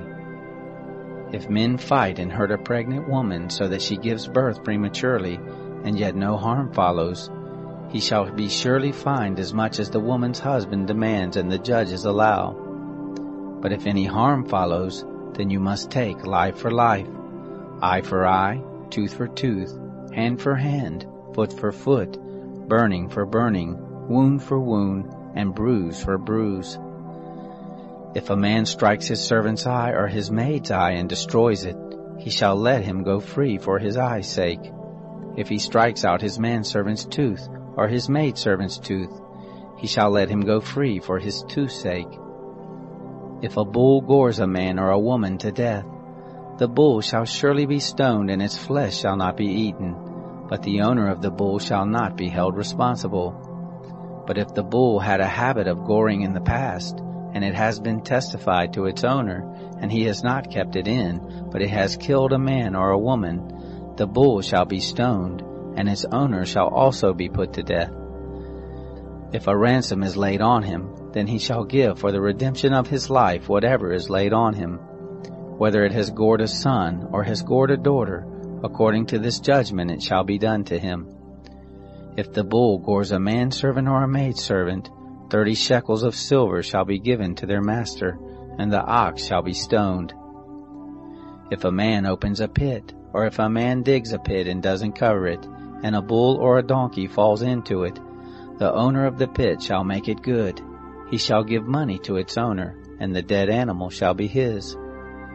If one man's bull injures another so that it dies, then they shall sell the live bull and divide its price, and they shall also divide the dead animal. Or if it is known that the bull was in the habit of goring in the past, and its owner has not kept it in, he shall surely pay bull for bull, and the dead animal shall be his own. Chapter 22. If a man steals an ox or a sheep and kills it, or sells it, he shall pay 5 oxen for an ox, and 4 sheep for a sheep. If the thief is found breaking in and is struck so that he dies, there shall be no guilt of bloodshed for him. If the sun has risen on him, there shall be guilt of bloodshed for him. He shall make restitution.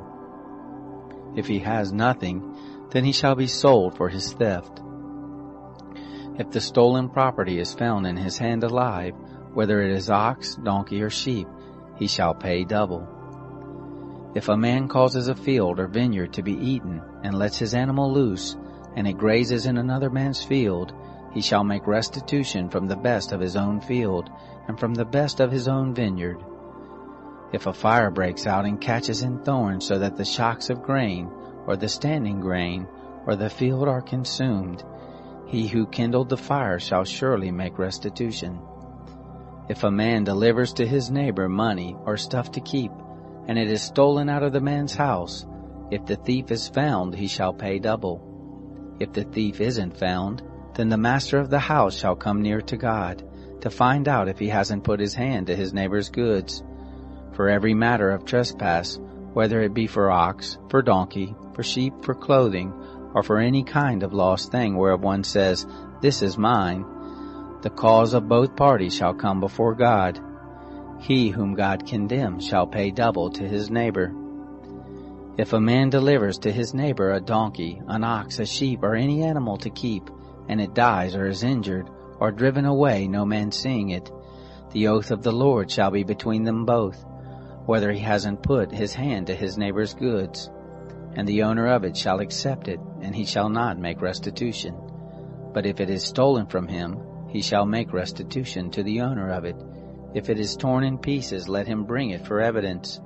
He shall not make good that which was torn. If a man borrows anything of his neighbor's, and it is injured or dies, the owner of it not being with it, he shall surely make restitution. If the owner of it is with it, he shall not make it good. If it is a leased thing, it came for its lease. If a man entices a virgin who isn't pledged to be married and lies with her, he surely shall pay a dowry for her to be his wife. If her father utterly refuses to give her to him, he shall pay money according to the dowry of virgins. You shall not allow a sorceress to live. Whoever has sex with an animal shall surely be put to death. He who sacrifices to any god except to the Lord only shall be utterly destroyed. You shall not wrong an alien, neither shall you oppress him, for you were aliens in the land of Egypt. You shall not take advantage of any widow or fatherless child. If you take advantage of them at all, and they cry at all to me, I will surely hear their cry, and my wrath will grow hot, and I will kill you with the sword, and your wives shall be widows, and your children fatherless. If you lend money to any of my people with you who is poor, you shall not be to him as a creditor, neither shall you charge him interest. If you take your neighbor's garment as collateral, you shall restore it to him before the sun goes down, for that is his only covering, it is his garment for his skin. What would he sleep in? It will happen, when he cries to me, that I will hear, for I am gracious. You shall not blaspheme God, nor curse a ruler of your people. You shall not delay to offer from your harvest, and from the outflow of your presses. You shall give the firstborn of your sons to me. you shall do likewise with your oxen and with your sheep. 7 days it shall be with its mother, then on the 8th day you shall give it to me.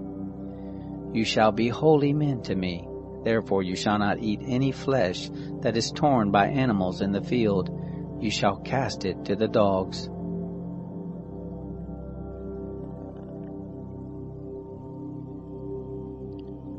Chapter 23. You shall not spread a false report. Don't join your hand with the wicked to be a malicious witness. You shall not follow a crowd to do evil, neither shall you testify in court to side with a multitude to pervert justice, neither shall you favor a poor man in his cause. If you meet your enemy's ox or his donkey going astray, you shall surely bring it back to him again. If you see the donkey of him who hates you fallen down under his burden, don't leave him. You shall surely help him with it. You shall not deny justice to your poor people in their lawsuits. Keep far from a false charge, and don't kill the innocent and righteous, for I will not justify the wicked. You shall take no bribe, for a bribe blinds those who have sight, and perverts the words of the righteous. You shall not oppress an alien, for you know the heart of an alien, seeing you were aliens in the land of Egypt. For 6 years you shall sow your land, and shall gather in its increase. But the 7th year you shall let it rest and lie fallow, that the poor of your people may eat, and what they leave the animal of the field shall eat. In like manner you shall deal with your vineyard and with your olive grove.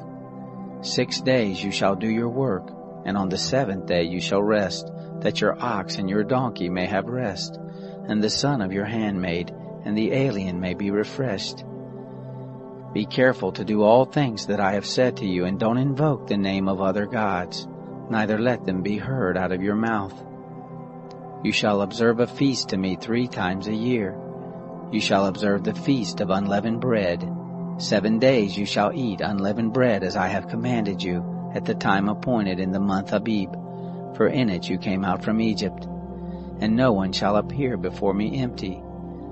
And the feast of harvest, the first fruits of your labors which you sow in the field, and the feast of harvest at the end of the year, when you gather in your labors out of the field. 3 times in the year all your males shall appear before the Lord God.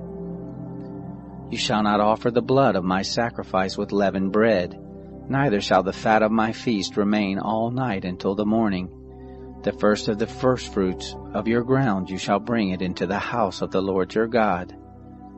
You shall not boil a kid in its mother's milk. Behold, I send an angel before you, to keep you by the way, and to bring you into the place which I have prepared. Pay attention to him and listen to his voice. Don't provoke him, for he will not pardon your disobedience, for my name is in him.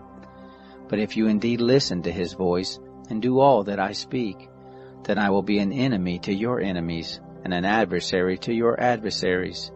For my angel shall go before you and bring you in to the Amorite, the Hittite, the Perizzite, the Canaanite, the Hivite, and the Jebusite, and I will cut them off. You shall not bow down to their gods, nor serve them, nor follow their practices, but you shall utterly overthrow them and demolish their pillars. You shall serve the Lord your God, and he will bless your bread and your water, and I will take sickness away from your midst. No one will miscarry or be barren in your land. I will fulfill the number of your days.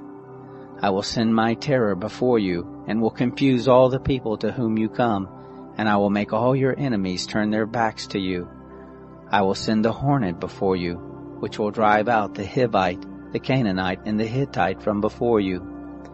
I will not drive them out from before you in 1 year, lest the land become desolate, and the animals of the field multiply against you. Little by little I will drive them out from before you, until you have increased and inherit the land. I will set your border from the Red Sea, even to the sea of the Philistines, and from the wilderness to the river. For I will deliver the inhabitants of the land into your hand, and you shall drive them out before you. You shall make no covenant with them, nor with their gods. They shall not dwell in your land, lest they make you sin against me. For if you serve their gods, it will surely be a snare to you.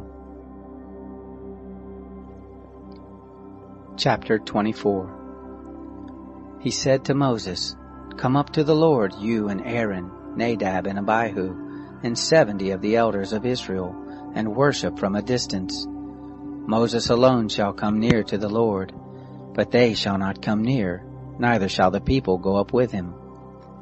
Moses came and told the people all the words of the Lord and all the ordinances. And all the people answered with one voice and said, All the words which the Lord has spoken we will do.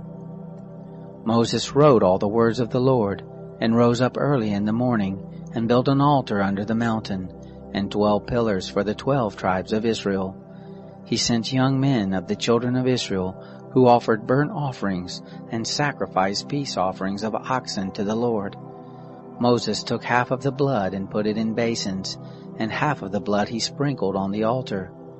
He took the book of the covenant and read it in the hearing of the people, and they said, All that the Lord has spoken we will do and be obedient.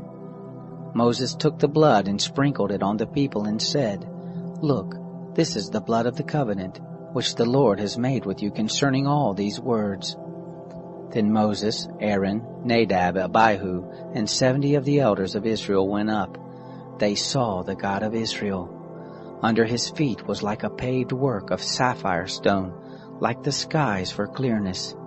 He didn't lay his hands on the nobles of the children of Israel. They saw God, and ate and drank.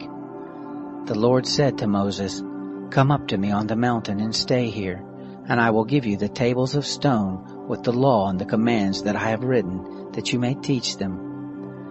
Moses rose up with Joshua his servant, and Moses went up into God's mountain. He said to the elders, Wait here for us until we come again to you. Behold, Aaron and Hur are with you. Whoever is involved in a dispute can go to them. Moses went up on the mountain, and the cloud covered the mountain. The glory of the Lord settled on Mount Sinai, and the cloud covered it 6 days. The 7th day he called to Moses out of the midst of the cloud. The appearance of the glory of the Lord was like devouring fire on top of the mountain in the eyes of the children of Israel. Moses entered into the midst of the cloud and went up on the mountain, and Moses was on the mountain 40 days and 40 nights. Chapter 25. The Lord spoke to Moses, saying, Speak to the children of Israel, that they take an offering for me. From everyone whose heart makes him willing you shall take my offering. This is the offering which you shall take from them: gold, silver, brass, blue, purple, scarlet, fine linen, goat's hair, ram skins dyed red, sea-cow hides, acacia wood, oil for the light, spices for the anointing oil and for the sweet incense, onyx stones, and stones to be set for the ephod and for the breastplate. Let them make me a sanctuary, that I may dwell among them, according to all that I show you, the pattern of the tent, and the pattern of all its furniture, even so you shall make it. They shall make an ark of acacia wood. Its length shall be 2.5 cubits, its breadth 1.5 cubits, and 1.5 cubits its height. You shall overlay it with pure gold. Inside and outside shall you overlay it, and shall make a gold molding around it. You shall cast 4 rings of gold for it, and put them in its 4 feet. 2 rings shall be on the one side of it, and 2 rings on the other side of it. You shall make poles of acacia wood, and overlay them with gold. You shall put the poles into the rings on the sides of the ark to carry the ark. The poles shall be in the rings of the ark. They shall not be taken from it. You shall put the testimony which I shall give you into the ark. You shall make a mercy seat of pure gold. 2.5 cubits shall be its length, and 1.5 cubits its breadth. You shall make 2 cherubim of hammered gold. You shall make them at the 2 ends of the mercy seat. Make 1 cherub at the one end, and 1 cherub at the other end. You shall make the cherubim on its 2 ends of one piece with the mercy seat. The cherubim shall spread out their wings upward, covering the mercy seat with their wings, with their faces toward one another. The faces of the cherubim shall be toward the mercy seat. You shall put the mercy seat on top of the ark, and in the ark you shall put the testimony that I will give you. There I will meet with you, And I will tell you from above the mercy seat, from between the two cherubim which are on the ark of the testimony, all that I command you for the children of Israel. You shall make a table of acacia wood. 2 cubits shall be its length, and a cubit its breadth, and 1.5 cubits its height. You shall overlay it with pure gold, and make a gold molding around it. You shall make a rim of a handbreadth around it. You shall make a golden molding on its rim around it. You shall make 4 rings of gold for it, and put the rings in the 4 corners that are on its 4 feet. The rings shall be close to the rim, for the places for the poles to carry the table. You shall make the poles of acacia wood, and overlay them with gold, that the table may be carried with them. You shall make its dishes, its spoons, its ladles, and its bowls to pour out offerings with. Of pure gold shall you make them. You shall set the bread of the presence on the table before me always. You shall make a lampstand of pure gold. Of hammered work shall the lampstand be made, even its base, its shaft, its cups, its buds, and its flowers shall be of one piece with it.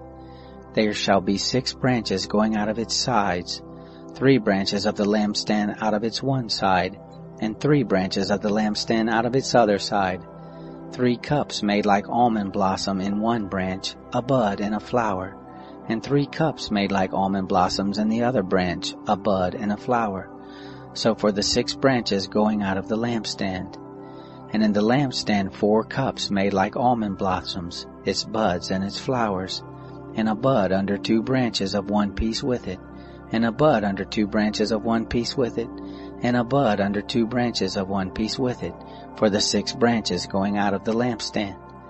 Their buds and their branches shall be of one piece with it, the whole of it one beaten work of pure gold. You shall make its lamps 7, and they shall light its lamps to give light to the space in front of it. Its snuffers and its snuff dishes shall be of pure gold. It shall be made of a talent of pure gold with all these accessories. See that you make them after their pattern, which has been shown to you on the mountain. Chapter 26. Moreover, you shall make the tent with 10 curtains, of fine twined linen, and blue and purple and scarlet, with cherubim. The work of the skillful workman you shall make them. The length of each curtain shall be 28 cubits, and the breadth of each curtain 4 cubits. All the curtains shall have one measure. 5 curtains shall be coupled together one to another, and the other 5 curtains shall be coupled to one another. You shall make loops of blue on the edge of the one curtain, from the edge in the coupling. And likewise shall you make in the edge of the curtain that is outmost in the second coupling. You shall make 50 loops in the one curtain, and you shall make 50 loops in the edge of the curtain that is in the second coupling. The loops shall be opposite one to another. You shall make 50 clasps of gold, and couple the curtains one to another with the clasp, and the tent shall be a unit. You shall make curtains of goat's hair for a covering over the tent. 11 curtains shall you make them. The length of each curtain shall be 30 cubits, and the breadth of each curtain 4 cubits. The 11 curtains shall have one measure. You shall couple 5 curtains by themselves, and 6 curtains by themselves, and shall double over the 6th curtain in the forefront of the tent. You shall make 50 loops on the edge of the one curtain that is outmost in the coupling, and 50 loops on the edge of the curtain which is outmost in the second coupling. You shall make 50 clasps of brass, and put the clasp into the loops, and couple the tent together that it may be one. The overhanging part that remains of the curtains of the tent, the half curtain that remains, shall hang over the back of the tent. The cubit on the one side, and the cubit on the other side, of that which remains in the length of the curtains of the tent, shall hang over the sides of the tent on this side and on that side to cover it. You shall make a covering for the tent of ram skins dyed red, and a covering of sea-cow hides above. You shall make the boards for the tent of acacia wood standing up. 10 cubits shall be the length of a board, and 1.5 cubits the breadth of each board. There shall be 2 tenons in each board joined to one another.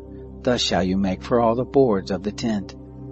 You shall make the boards for the tent 20 boards for the south side southward, You shall make 40 sockets of silver under the 20 boards, 2 sockets under one board for its 2 tenons, and 2 sockets under the other board for its 2 tenons.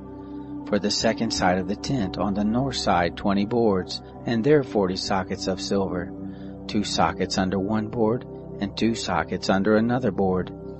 For the far part of the tent westward you shall make 6 boards.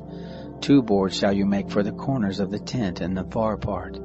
They shall be double beneath, and in like manner they shall be entire to the top of it, to one ring. Thus shall it be for them both. They shall be for the 2 corners. There shall be 8 boards, and their sockets of silver, 16 sockets, 2 sockets under one board, and 2 sockets under another board. You shall make bars of acacia wood, 5 for the boards of the one side of the tent, and 5 bars for the boards of the other side of the tent, and 5 bars for the boards of the side of the tent, for the far part westward. The middle bar in the midst of the boards shall pass through from end to end. You shall overlay the boards with gold, and make their rings of gold for places for the bars, and you shall overlay the bars with gold. You shall set up the tent according to the way that it was shown to you on the mountain. You shall make a veil of blue and purple and scarlet and fine twined linen with cherubim. The work of the skillful workman shall it be made. You shall hang it on 4 pillars of acacia overlaid with gold. Their hooks shall be of gold, on 4 sockets of silver. You shall hang up the veil under the clasp, and shall bring the ark of the testimony in there within the veil, and the veil shall separate the holy place from the most holy for you. You shall put the mercy seat on the ark of the testimony in the most holy place. You shall set the table outside the veil, and the lampstand over against the table on the side of the tent toward the south, and you shall put the table on the north side. You shall make a screen for the door of the tent, of blue and purple and scarlet and fine twined linen, the work of the embroiderer. You shall make for the screen 5 pillars of acacia, and overlay them with gold. Their hooks shall be of gold, and you shall cast 5 sockets of brass for them. Chapter 27. You shall make the altar of acacia wood, 5 cubits long and 5 cubits broad. The altar shall be 4 square, its height shall be 3 cubits. You shall make its horns on its 4 corners. Its horns shall be of one piece with it, and you shall overlay it with brass. You shall make its pots to take away its ashes, its shovels, its basins, its flesh hooks, and its fire pans. All its vessels you shall make of brass. You shall make a grating for it of a network of brass, and on the net you shall make 4 brazen rings in its 4 corners. You shall put it under the ledge around the altar beneath, that the net may reach halfway up the altar. You shall make poles for the altar, poles of acacia wood, and overlay them with brass. Its poles shall be put into the rings, and the poles shall be on the 2 sides of the altar when carrying it. Hollow with planks shall you make it, as it has been shown you on the mountain, so shall they make it. You shall make the cord of the tent. For the south side southward there shall be hangings for the cord of fine twined linen, 100 cubits long for one side. And the pillars of it shall be 20, and their sockets 20, of brass. The hooks of the pillars and their fillets shall be of silver. Likewise for the north side in length there shall be hangings, 100 cubits long. And the pillars of it 20, and their sockets 20, of brass. The hooks of the pillars and their fillets of silver. For the breadth of the court on the west side shall be hangings of 50 cubits, their pillars 10, and their sockets 10. The breadth of the court on the east side eastward shall be 50 cubits. The hangings for the one side of the gate shall be 15 cubits, their pillars 3, and their sockets 3. For the other side shall be hangings of 15 cubits, their pillars 3, and their sockets 3. For the gate of the court shall be a screen of 20 cubits, of blue and purple and scarlet, and fine twined linen, the work of the embroiderer. Their pillars 4, and their sockets 4. All the pillars of the court round about shall be filleted with silver, their hooks of silver, and their sockets of brass. The length of the court shall be 100 cubits, and the breadth 50 everywhere, and the height 5 cubits, of fine twined linen, and their sockets of brass. All the instruments of the tent and all its service, and all the pins of it, and all the pins of the court shall be of brass. You shall command the children of Israel that they bring to you pure olive oil beaten for the light, to cause a lamp to burn continually. In the tent of meeting, outside the veil which is before the testimony, Aaron and his sons shall keep it in order from evening to morning before the Lord. It shall be a statute forever throughout their generations on behalf of the children of Israel. Chapter 28. Bring Aaron your brother and his sons with him near to you from among the children of Israel, that he may minister to me in the priest office, even Aaron, Nadab, and Abihu, Eleazar, and Ithamar, Aaron's sons. You shall make holy garments for Aaron your brother, for glory and for beauty.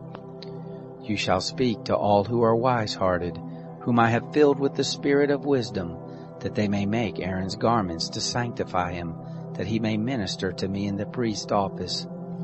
These are the garments which they shall make: a breastplate and an ephod and a robe, and a coat of checker work, a turban and a sash. And they shall make holy garments for Aaron your brother and his sons, that he may minister to me in the priest office.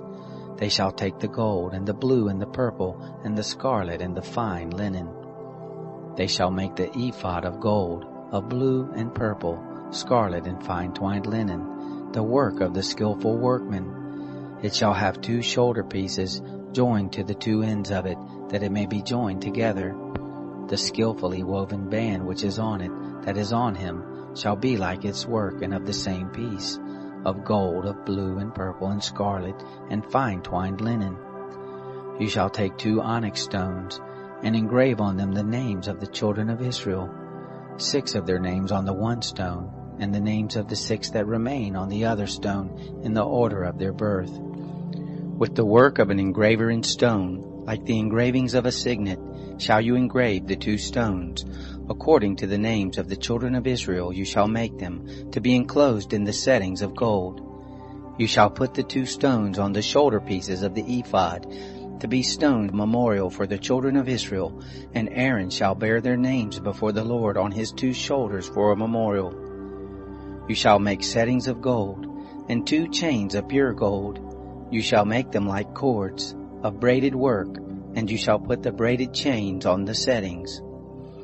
You shall make a breastplate of judgment, the work of the skillful workman. Like the work of the ephod you shall make it of gold, of blue and purple and scarlet and fine twined linen shall you make it. It shall be square and folded double. A span shall be its length, and a span its breadth. You shall set in its settings of stones, 4 rows of stones. A row of ruby, topaz, and beryl shall be the first row, and the second row a turquoise, a sapphire, and an emerald, and the third row a jacinth, an agate, and an amethyst, and the fourth row a chrysolite, an onyx, and a jasper. They shall be enclosed in gold in their settings. The stones shall be according to the names of the children of Israel, 12 according to their names, like the engravings of a signet, every one according to his name. They shall be for the 12 tribes. You shall make on the breastplate chains like cords of braided work of pure gold. You shall make on the breastplate 2 rings of gold, and shall put the 2 rings on the 2 ends of the breastplate. You shall put the 2 braided chains of gold in the 2 rings at the ends of the breastplate. The other 2 ends of the 2 braided chains you shall put on the 2 settings, and put them on the shoulder pieces of the ephod in the forepart of it. You shall make 2 rings of gold, and you shall put them on the 2 ends of the breastplate on its edge, which is toward the side of the ephod inward.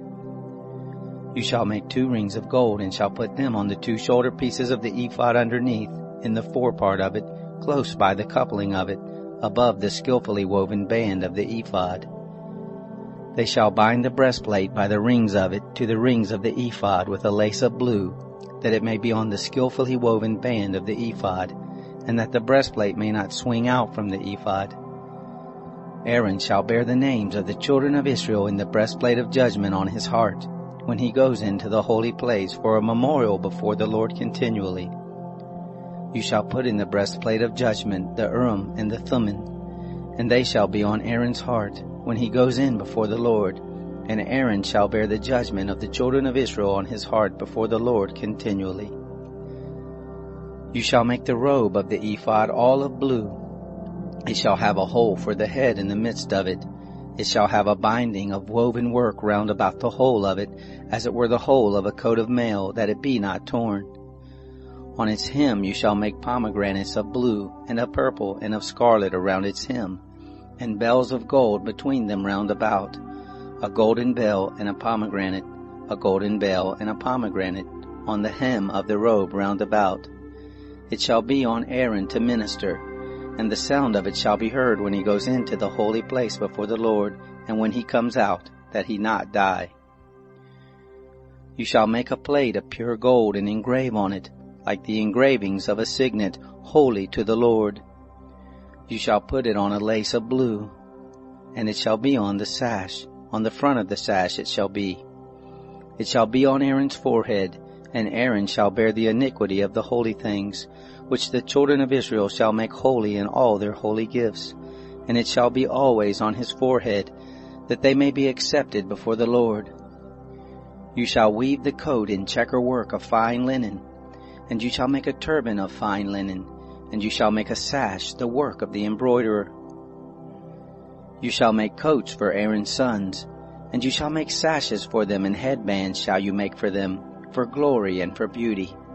You shall put them on Aaron your brother, and on his sons with him, and shall anoint them, and consecrate them, and sanctify them, that they may minister to me in the priest's office. You shall make them linen breeches to cover the flesh of their nakedness. From the loins even to the thighs shall they reach. They shall be on Aaron and on his sons when they go into the tent of meeting, or when they come near to the altar to minister in the holy place, that they don't bear iniquity and die. It shall be a statute forever to him and to his descendants after him. Chapter 29.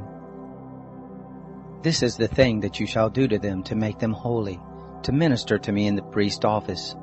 Take 1 young bull and 2 rams without blemish, unleavened bread, unleavened cakes mixed with oil, and unleavened wafers anointed with oil.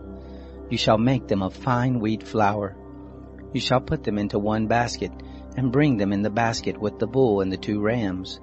You shall bring Aaron and his sons to the door of the tent of meeting, and shall wash them with water. You shall take the garments, and put on Aaron the coat, the robe of the ephod and the breastplate, and dress him with the skillfully woven band of the ephod. And you shall set the turban on his head, and put the holy crown on the turban. Then you shall take the anointing oil, and pour it on his head, and anoint him. You shall bring his sons, and put coats on them. You shall dress them with belts, Aaron and his sons, and bind headbands on them. And they shall have the priesthood by a perpetual statute, and you shall consecrate Aaron and his sons. You shall bring the bull before the tent of meeting, and Aaron and his sons shall lay their hands on the head of the bull. You shall kill the bull before the Lord at the door of the tent of meeting. You shall take of the blood of the bull, and put it on the horns of the altar with your finger, and you shall pour out all the blood at the base of the altar. You shall take all the fat that covers the innards, the cover of the liver, the 2 kidneys, and the fat that is on them, and burn them on the altar. But the flesh of the bull and its skin and its dung you shall burn with fire outside of the camp. It is a sin offering. You shall also take the 1 ram, and Aaron and his sons shall lay their hands on the head of the ram. You shall kill the ram, and you shall take its blood, and sprinkle it around the altar. You shall cut the ram into its pieces, and wash its innards, and its legs, and put them with its pieces and with its head. You shall burn the whole ram on the altar. It is a burnt offering to the Lord. It is a sweet savor, an offering made by fire to the Lord. You shall take the other ram, and Aaron and his sons shall lay their hands on the head of the ram. Then you shall kill the ram, and take some of its blood, and put it on the tip of the right ear of Aaron, and on the tip of the right ear of his sons, and on the thumb of their right hand, and on the big toe of their right foot, and sprinkle the blood on the altar round about. You shall take of the blood that is on the altar, and of the anointing oil, and sprinkle it on Aaron, and on his garments, and on his sons, and on the garments of his sons with him. And he shall be made holy, and his garments, and his sons' garments with him. Also you shall take some of the ram's fat, the fat tail, the fat that covers the innards, the cover of the liver, the 2 kidneys, the fat that is on them, and the right thigh, for it is a ram of consecration, and 1 loaf of bread, 1 cake of oiled bread, and 1 wafer out of the basket of unleavened bread that is before the Lord. You shall put all of this in Aaron's hands, and in his sons' hands, and shall wave them for a wave offering before the Lord. You shall take them from their hands and burn them on the altar on the burnt offering, for a sweet savor before the Lord. It is an offering made by fire to the Lord. You shall take the breast of Aaron's ram of consecration, and wave it for a wave offering before the Lord, and it shall be your portion. You shall sanctify the breast of the wave offering, and the thigh of the heave offering, which is waved, and which is heaved up, of the ram of consecration, even of that which is for Aaron, and of that which is for his sons. And it shall be for Aaron and his sons as their portion forever from the children of Israel, for it is a heave offering, and it shall be a heave offering from the children of Israel of the sacrifices of their peace offerings, even their heave offering to the Lord. The holy garments of Aaron shall be for his sons after him, to be anointed in them, and to be consecrated in them. 7 days shall the son who is priest in his place put them on, when he comes into the tent of meeting to minister in the holy place. You shall take the ram of consecration, and boil its flesh in a holy place. Aaron and his sons shall eat the flesh of the ram, and the bread that is in the basket at the door of the tent of meeting. They shall eat those things with which atonement was made, to consecrate and to sanctify them. But a stranger shall not eat of it, because they are holy. If anything of the flesh of the consecration or of the bread remains to the morning, then you shall burn the remainder with fire. It shall not be eaten, because it is holy. Thus shall you do to Aaron and to his sons, according to all that I have commanded you. 7 days shall you consecrate them. Every day shall you offer the bull of sin offering for atonement, and you shall cleanse the altar when you make atonement for it, and you shall anoint it to sanctify it. 7 days you shall make atonement for the altar and sanctify it, and the altar shall be most holy. Whatever touches the altar shall be holy. Now this is that which you shall offer on the altar: 2 lambs, a year old, day by day continually. The one lamb you shall offer in the morning, and the other lamb you shall offer at evening. And with the one lamb 1/10 part of an ephah of fine flour, mixed with the 4th part of a hin of beaten oil, and the 4th part of a hin of wine for a drink offering.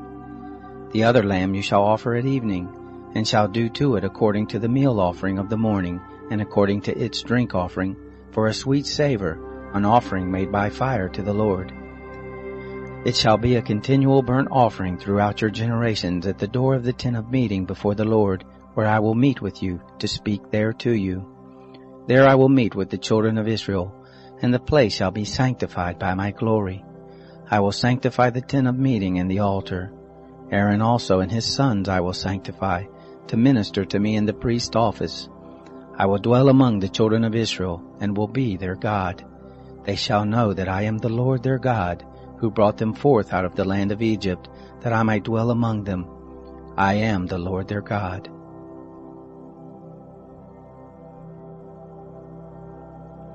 Chapter 30. You shall make an altar to burn incense on. You shall make it of acacia wood. Its length shall be a cubit, and its breadth a cubit. It shall be square, and its height shall be 2 cubits. Its horn shall be of 1 piece with it. You shall overlay it with pure gold, the top of it, the sides of it round it, and its horns.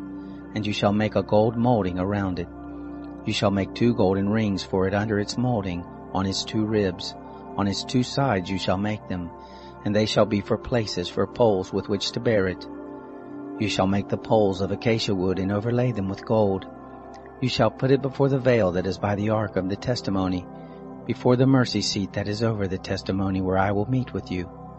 Aaron shall burn incense of sweet spices on it every morning. When he tends the lamps, he shall burn it. When Aaron lights the lamps at evening, he shall burn it, a perpetual incense before the Lord throughout your generations. You shall offer no strange incense on it, nor burnt offering, nor meal offering, and you shall pour no drink offering on it. Aaron shall make atonement on its horns once in the year, with the blood of the sin offering of atonement. Once in the year he shall make atonement for it throughout your generations. It is most holy to the Lord. The Lord spoke to Moses, saying, When you take a census of the children of Israel, according to those who are numbered among them, then each man shall give a ransom for his soul to the Lord, when you number him, that there be no plague among them when you number them. They shall give this, everyone who passes over to those who are numbered, half a shekel after the shekel of the sanctuary. The shekel is 20 gerahs. Half a shekel for an offering to the Lord. Everyone who passes over to those who are numbered, from 20 years old and upward, shall give the offering to the Lord. The rich shall not give more, and the poor shall not give less than the half shekel, when they give the offering of the Lord, to make atonement for your souls. You shall take the atonement money from the children of Israel, and shall appoint it for the service of the tent of meeting, that it may be a memorial for the children of Israel before the Lord, to make atonement for your souls. The Lord spoke to Moses, saying, You shall also make a basin of brass, and the base of it of brass, in which to wash. You shall put it between the tent of meeting and the altar, and you shall put water in it. Aaron and his sons shall wash their hands and their feet in it. When they go into the tent of meeting, they shall wash with water, that they not die, or when they come near to the altar to minister, to burn an offering made by fire to the Lord. So they shall wash their hands and their feet, that they not die. It shall be a statute forever to them, even to him and to his descendants throughout their generations. Moreover, the Lord spoke to Moses, saying, Also take fine spices, of liquid myrrh, 500 shekels, and of fragrant cinnamon half as much, even 250, and of fragrant cane 250, and of cassia 500, after the shekel of the sanctuary, and a hin of olive oil. You shall make it a holy anointing oil, a perfume, compounded after the art of the perfumer. It shall be a holy anointing oil. You shall use it to anoint the tent of meeting, the ark of the testimony, the table and all its articles, the lampstand and its accessories, the altar of incense, the altar of burnt offerings with all its utensils, and the basin with its base.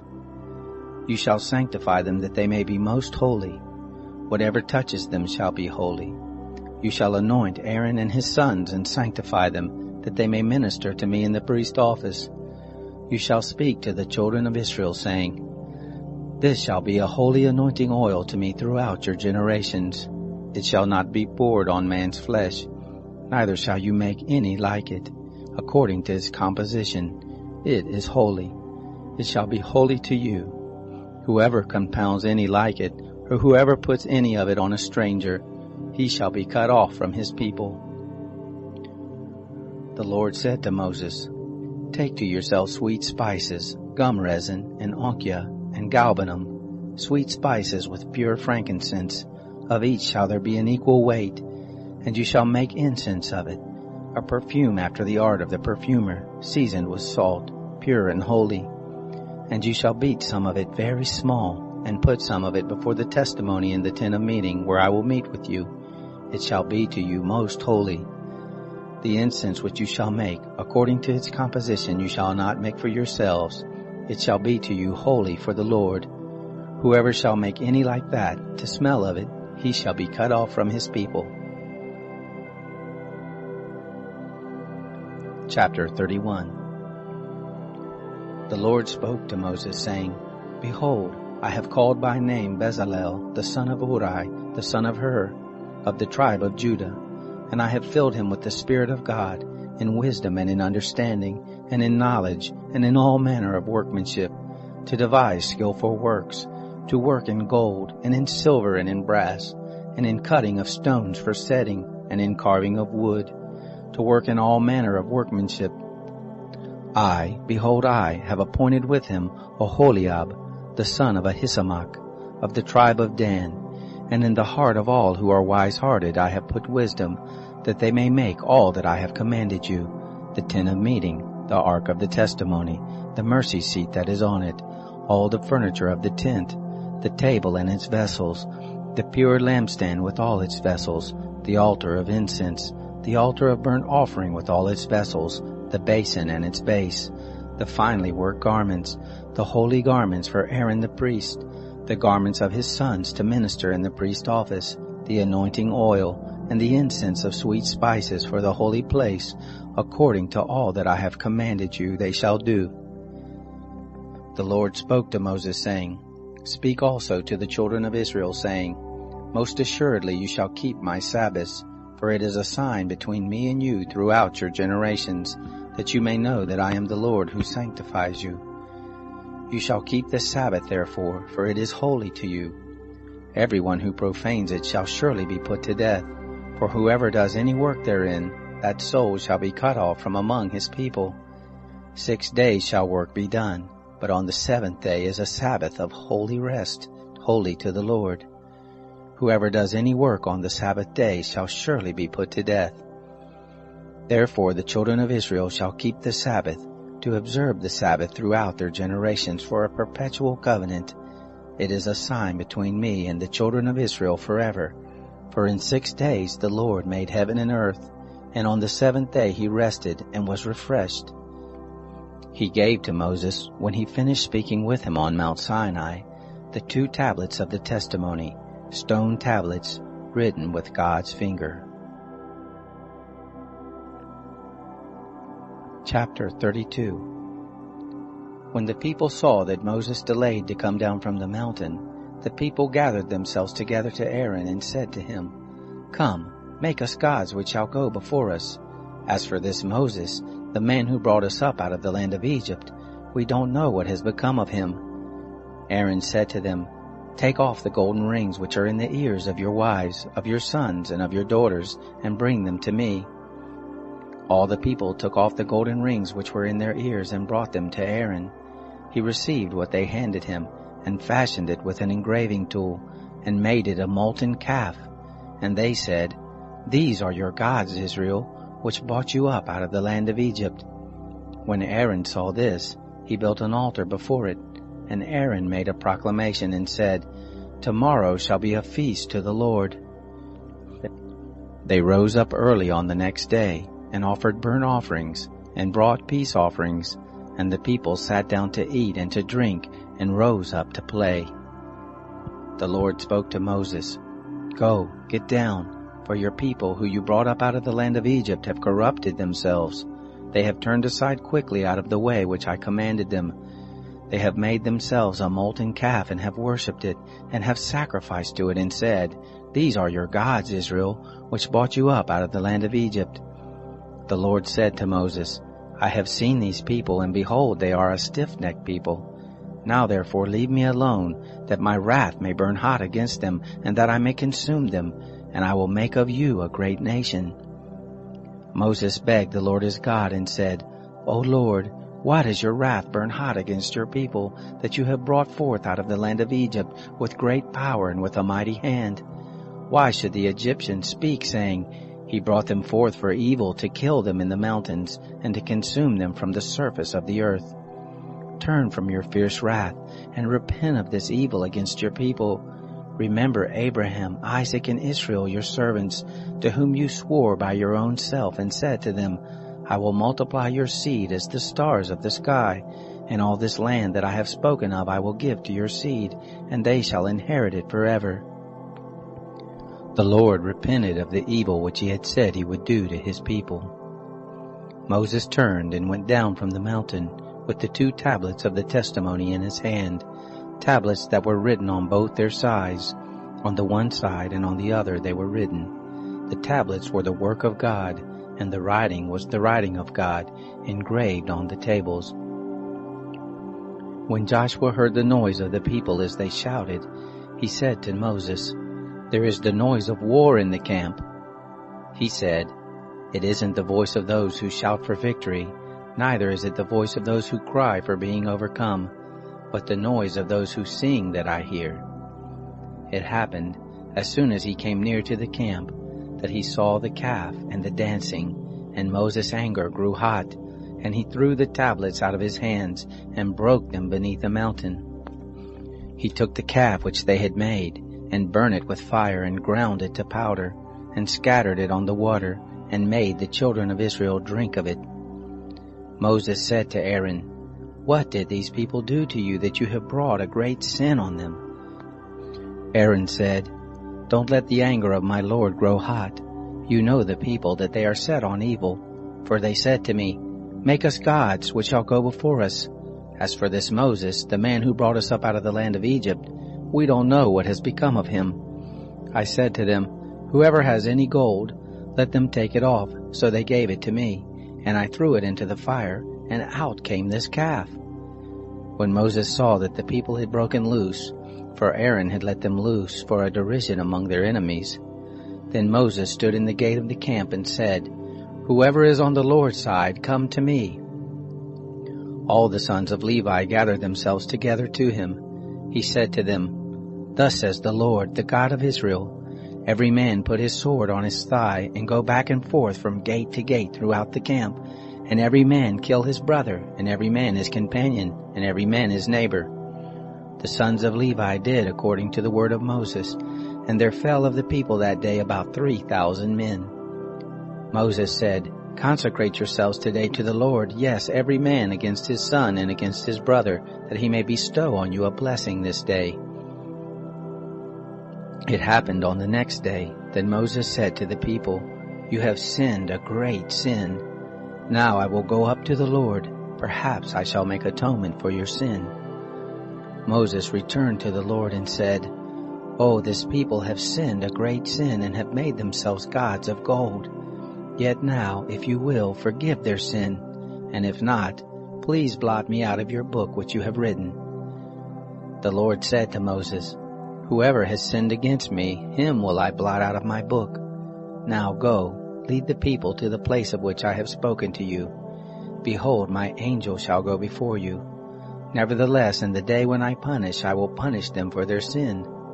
The Lord struck the people because they made the calf which Aaron made. Chapter 33. The Lord spoke to Moses, "Depart, go up from here, you and the people that you have brought up out of the land of Egypt, to the land which I swore to Abraham, to Isaac, and to Jacob, saying, I will give it to your seed. I will send an angel before you, and I will drive out the Canaanite, the Amorite, and the Hittite, and the Perizzite, the Hivite, and the Jebusite, to a land flowing with milk and honey. For I will not go up in the midst of you, for you are a stiff-necked people, lest I consume you in the way." When the people heard this evil news, they mourned, and no one put on his jewelry. The Lord said to Moses, "Tell the children of Israel, you are a stiff-necked people. If I were to go up into your midst for one moment, I would consume you. Therefore now take off your jewelry from you, that I may know what to do with you." The children of Israel stripped themselves of their jewelry from Mount Horeb onward.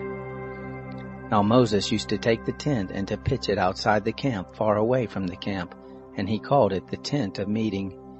It happened that everyone who sought the Lord went out to the tent of meeting which was outside the camp. It happened that when Moses went out to the tent, that all the people rose up and stood, everyone at their tent door, and watched Moses until he had gone into the tent. It happened when Moses entered into the tent, that the pillar of cloud descended, stood at the door of the tent, and spoke with Moses. All the people saw the pillar of cloud stand at the door of the tent, and all the people rose up and worshipped, everyone at their tent door. The Lord spoke to Moses face to face, as a man speaks to his friend. He turned again into the camp, but his servant Joshua, the son of Nun, a young man, didn't depart out of the tent. Moses said to the Lord, "Behold, you tell me, bring up this people, and you haven't let me know whom you will send with me. Yet you have said, I know you by name, and you have also found favor in my sight. Now therefore, if I have found favor in your sight, please show me now your ways, that I may know you, so that I may find favor in your sight, and consider that this nation is your people." He said, My presence will go with you, and I will give you rest." He said to him, "If your presence doesn't go with me, don't carry us up from here. For how would people know that I have found favor in your sight, I and your people? Isn't it that you go with us, so that we are separated, I and your people, from all the people who are on the surface of the earth?" The Lord said to Moses, "I will do this thing also that you have spoken, for you have found favor in my sight, and I know you by name." He said, "Please show me your glory." He said, "I will make all my goodness pass before you, and will proclaim the name of the Lord before you. I will be gracious to whom I will be gracious, and will show mercy on whom I will show mercy." He said, "You cannot see my face, for man may not see me and live." The Lord also said, "Behold, there is a place by me, and you shall stand on the rock. It will happen, while my glory passes by, that I will put you in a cleft of the rock, and will cover you with my hand until I have passed by. Then I will take away my hand, and you will see my back, but my face shall not be seen." Chapter 34. The Lord said to Moses, "Chisel 2 stone tablets like the first, and I will write on the tablets the words that were on the first tablets which you broke. Be ready by the morning, and come up in the morning to Mount Sinai, and present yourself there to me on the top of the mountain. No one shall come up with you, neither let anyone be seen throughout all the mountain, neither let the flocks nor herds feed before that mountain." He chiseled 2 tablets of stone like the first, and Moses rose up early in the morning and went up to Mount Sinai, as the Lord has commanded him, and took in his hand 2 stone tablets. The Lord descended in the cloud, and stood with him there and proclaimed the name of the Lord.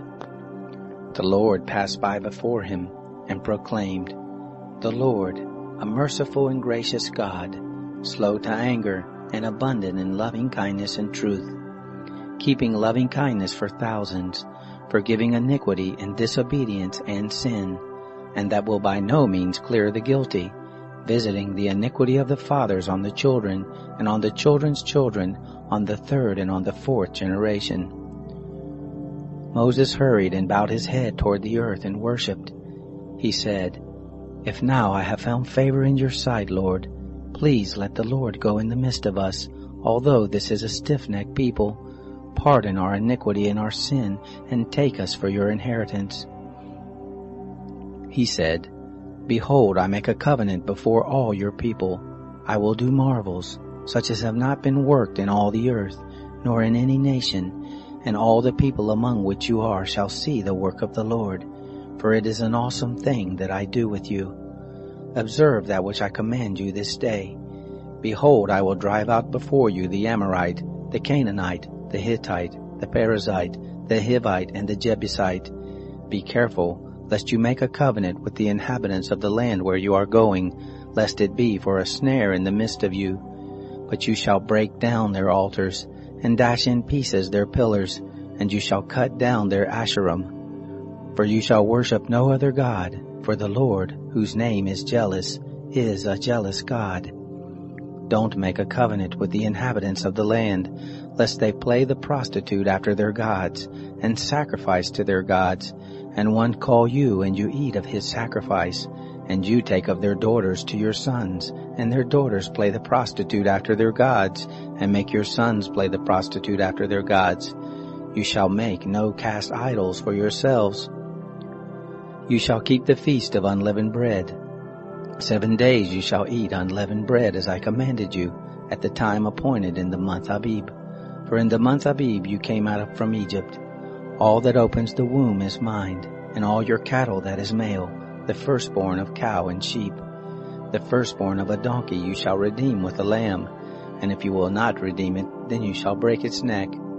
All the firstborn of your sons you shall redeem. No one shall appear before me empty. 6 days shall you work, but on the 7th day you shall rest. In plowing time and in harvest time you shall rest.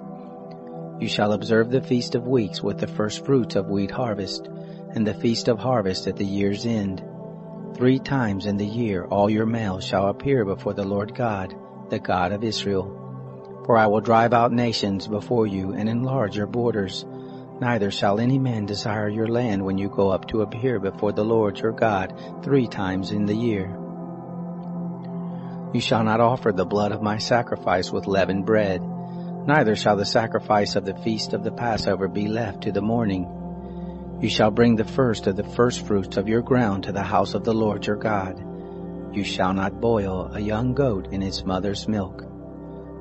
The Lord said to Moses, Write you these words, for in accordance with these words I have made a covenant with you and with Israel. He was there with the Lord 40 days and 40 nights. He neither ate bread nor drank water. He wrote on the tablets the words of the covenant, the 10 commandments. It happened, when Moses came down from Mount Sinai with the 2 tablets of the testimony in Moses' hand, when he came down from the mountain, that Moses didn't know that the skin of his face shone by reason of his speaking with him. When Aaron and all the children of Israel saw Moses, behold, the skin of his face shone, and they were afraid to come near him. Moses called to them, and Aaron and all of the rulers of the congregation returned to him, and Moses spoke to them. Afterward, all the children of Israel came near, and he gave them all of the commandments that the Lord had spoken with him on Mount Sinai. When Moses was done speaking with them, he put a veil on his face. But when Moses went in before the Lord to speak with him, he took the veil off until he came out. And he came out and spoke to the children of Israel that which he was commanded. The children of Israel saw Moses' face, that the skin of Moses' face shone, and Moses put the veil on his face again until he went in to speak with him. Chapter 35.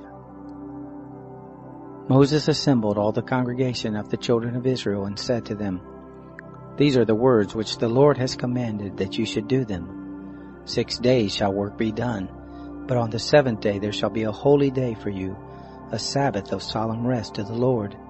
Whoever does any work in it shall be put to death. You shall kindle no fire throughout your habitations on the Sabbath day.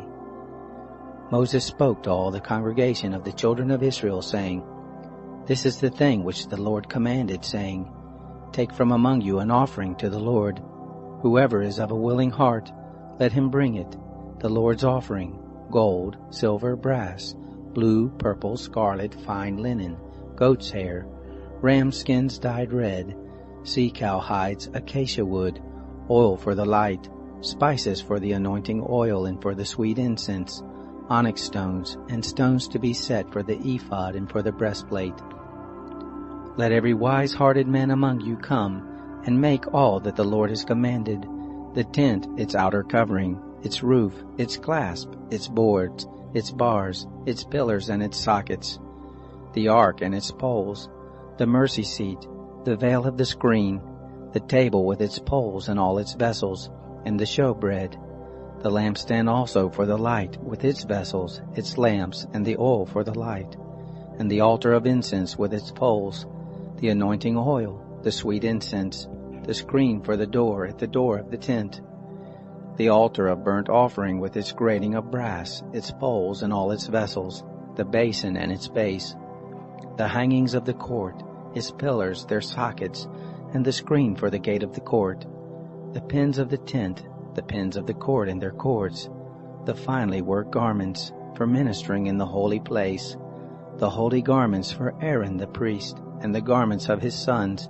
to minister in the priest's office. All the congregation of the children of Israel departed from the presence of Moses. They came, everyone whose heart stirred him up, and everyone whom his spirit made willing, and brought the Lord's offering, for the work of the tent of meeting, and for all of its service, and for the holy garments.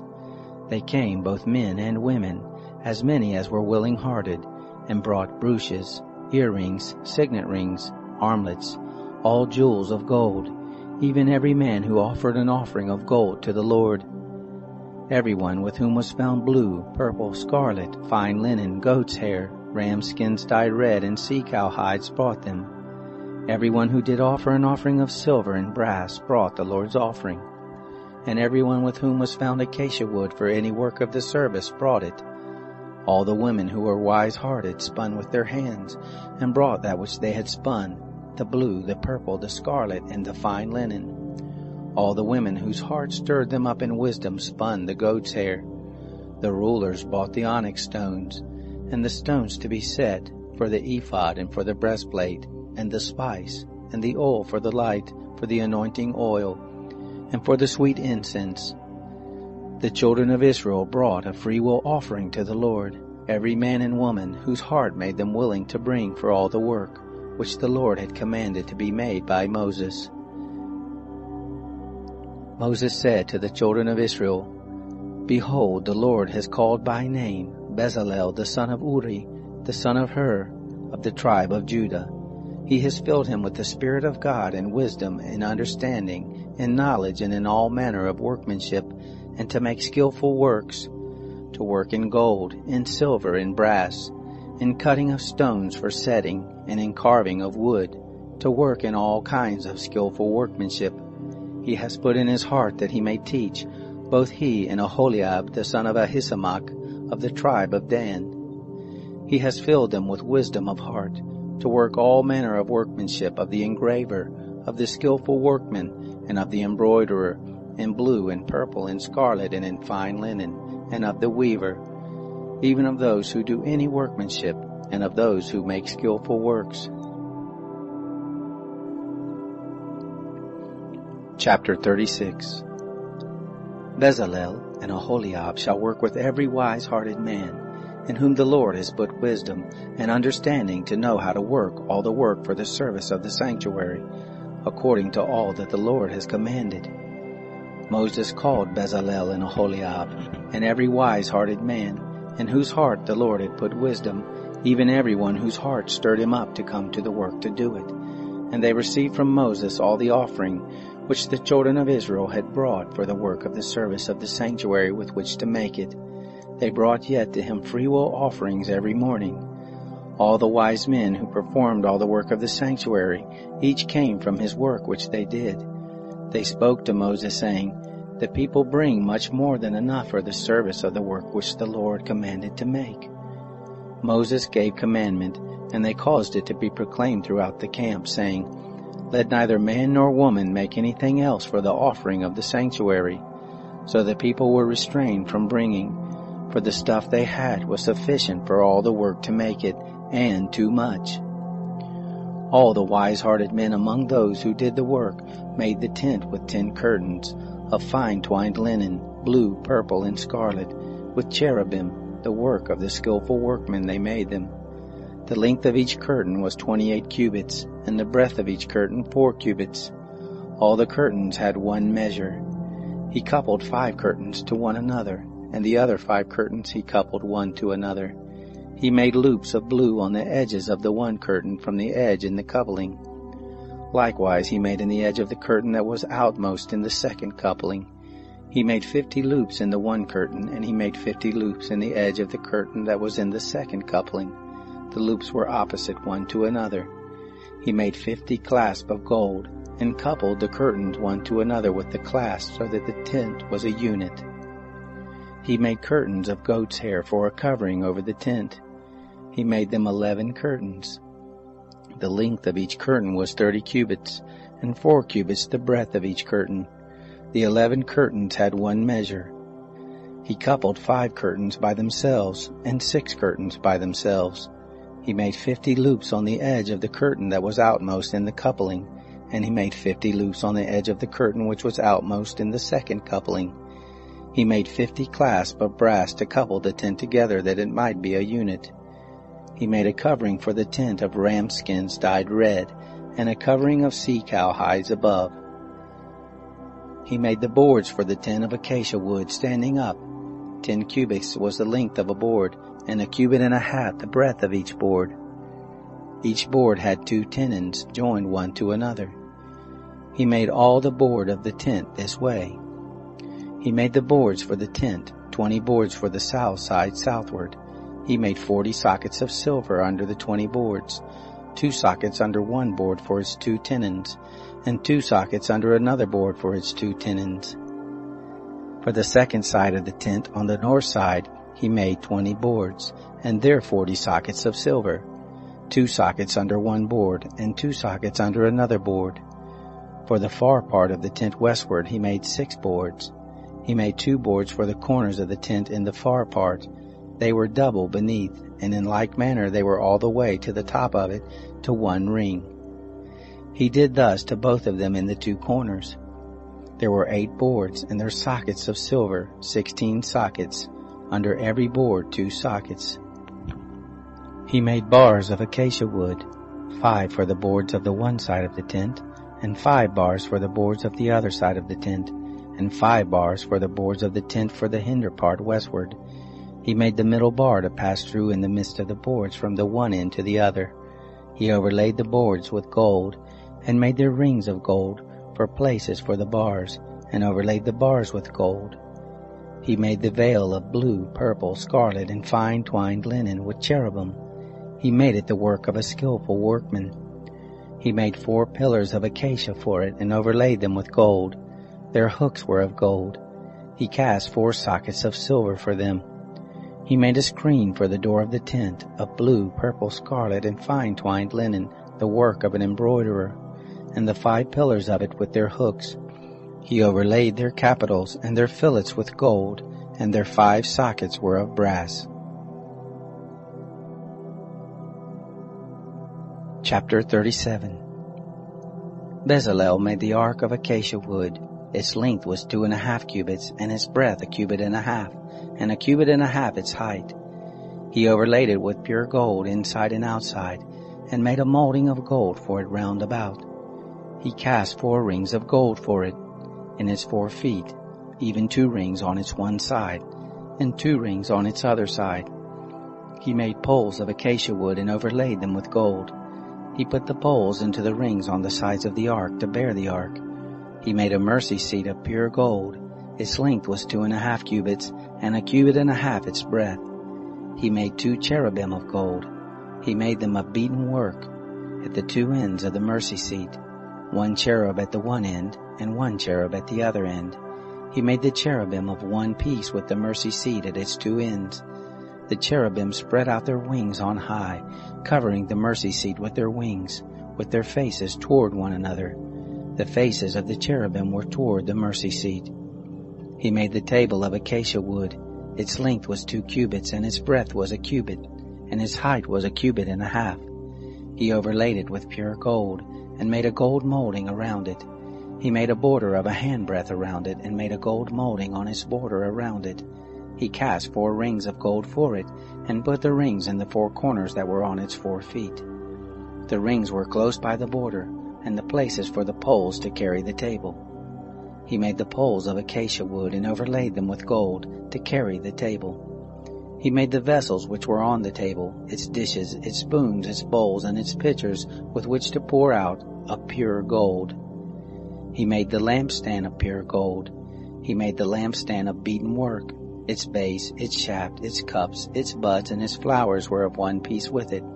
There were 6 branches going out of its sides, 3 branches of the lampstand out of its one side, and 3 branches of the lampstand out of its other side. 3 cups made like almond blossoms in one branch, a bud and a flower, and 3 cups made like almond blossoms in the other branch, a bud and a flower. So for the 6 branches going out of the lampstand. In the lampstand were 4 cups made like almond blossoms, its buds and its flowers, and a bud under 2 branches of one piece with it, and a bud under 2 branches of one piece with it, and a bud under 2 branches of one piece with it, for the 6 branches going out of it. Their buds and their branches were of one piece with it. The whole thing was of one beaten work of pure gold. He made its 7 lamps, and its snuffers, and its snuff dishes of pure gold. He made it of a talent of pure gold, with all its vessels. He made the altar of incense of acacia wood. It was square, its length was 1 cubit, and its breadth 1 cubit. Its height was 2 cubits. Its horns were of one piece with it. He overlaid it with pure gold, its top, its sides around it, and its horns. He made a gold molding around it. He made 2 golden rings for it under its molding crown, on its 2 ribs, on its 2 sides, for places for poles with which to carry it. He made the poles of acacia wood, and overlaid them with gold. He made the holy anointing oil, and the pure incense of sweet spices, after the art of the perfumer. Chapter 38. He made the altar of burnt offering of acacia wood. It was square. Its length was 5 cubits, its breadth was 5 cubits, and its height was 3 cubits. He made its horns on its 4 corners. Its horns were of one piece with it, and he overlaid it with brass. He made all the vessels of the altar, the pots, the shovels, the basins, the flesh hooks, and the fire pans. He made all its vessels of brass. He made for the altar a grating of a network of brass, under the ledge around it beneath, reaching halfway up. He cast 4 rings for the 4 ends of brass grating, to be places for the poles. He made the poles of acacia wood and overlaid them with brass. He put the poles into the rings on the sides of the altar with which to carry it. He made it hollow with planks. He made the basin of brass and its base of brass, out of the mirrors of the ministering women who ministered at the door of the tent of meeting. He made the court. For the south side southward, the hangings of the court were of fine twined linen, 100 cubits. Their pillars were 20, and their sockets 20, of brass. The hooks of the pillars and their fillets were of silver. For the north side, 100 cubits. Their pillars 20, and their sockets 20, of brass. The hooks of the pillars and their fillets of silver. For the west side were hangings of 50 cubits. Their pillars 10, and their sockets 10. The hooks of the pillars and their fillets of silver. For the east side eastward 50 cubits. The hangings for the one side were 15 cubits, their pillars 3, and their sockets 3. And so for the other side. On this hand and that hand by the gate of the court were hangings of 15 cubits, their pillars 3, and their sockets 3. All the hangings around the court were of fine twined linen. The sockets for the pillars were of brass. The hooks of the pillars and their fillets were of silver, and the overlaying of their capitals of silver, and all the pillars of the court were filleted with silver. The screen for the gate of the court was the work of the embroiderer, of blue, purple, scarlet, and fine twined linen. 20 cubits was the length, and the height and the breadth was 5 cubits, like to the hangings of the court. Their pillars were 4, and their sockets 4, of brass, their hooks of silver, and the overlaying of their capitals and their fillets of silver. All the pins of the tent and around the court were of brass. This is the amount of material used for the tent, even the tent of the testimony, as they were counted, according to the commandment of Moses, for the service of the Levites, by the hand of Ithamar the son of Aaron the priest. Bezalel the son of Uri the son of Hur of the tribe of Judah made all that the Lord commanded Moses. With him was Aholiab the son of Ahisamach of the tribe of Dan, an engraver, and a skillful workman, and an embroiderer in blue, and purple, and scarlet, and in fine linen.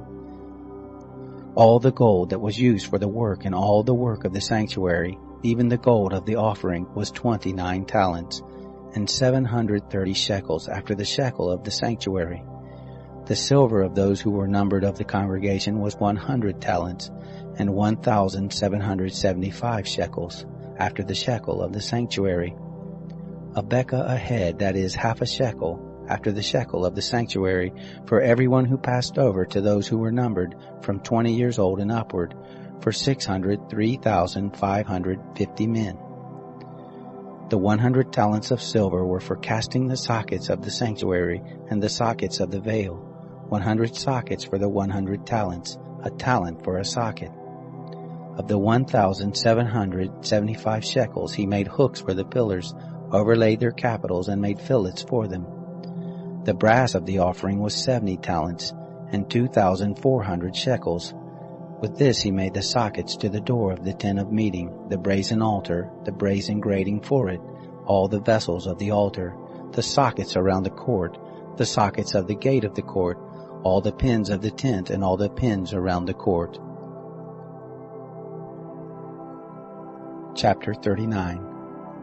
Of the blue, purple, and scarlet they made finely worked garments for ministering in the holy place, and made the holy garments for Aaron as the Lord commanded Moses. He made the ephod of gold, blue, purple, scarlet, and fine twined linen. They beat the gold into thin plates and cut it into wires, to work it in the blue, in the purple, in the scarlet, and in the fine linen, the work of the skillful workmen. They made shoulder pieces for it joined together. At the two ends it was joined together.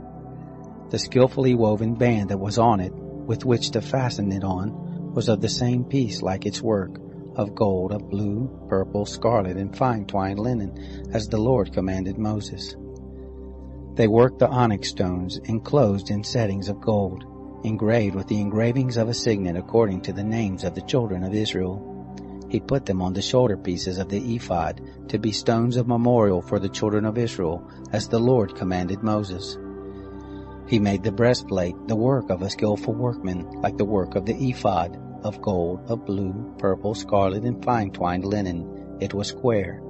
They made the breastplate double. Its length was a span, and its breadth a span, being double. They set in it 4 rows of stones. A row of ruby, topaz, and beryl was the first row, and the second row, a turquoise, a sapphire, and an emerald, and the third row, a jacinth, an agate, and an amethyst, and the fourth row, a chrysolite, an onyx, and a jasper.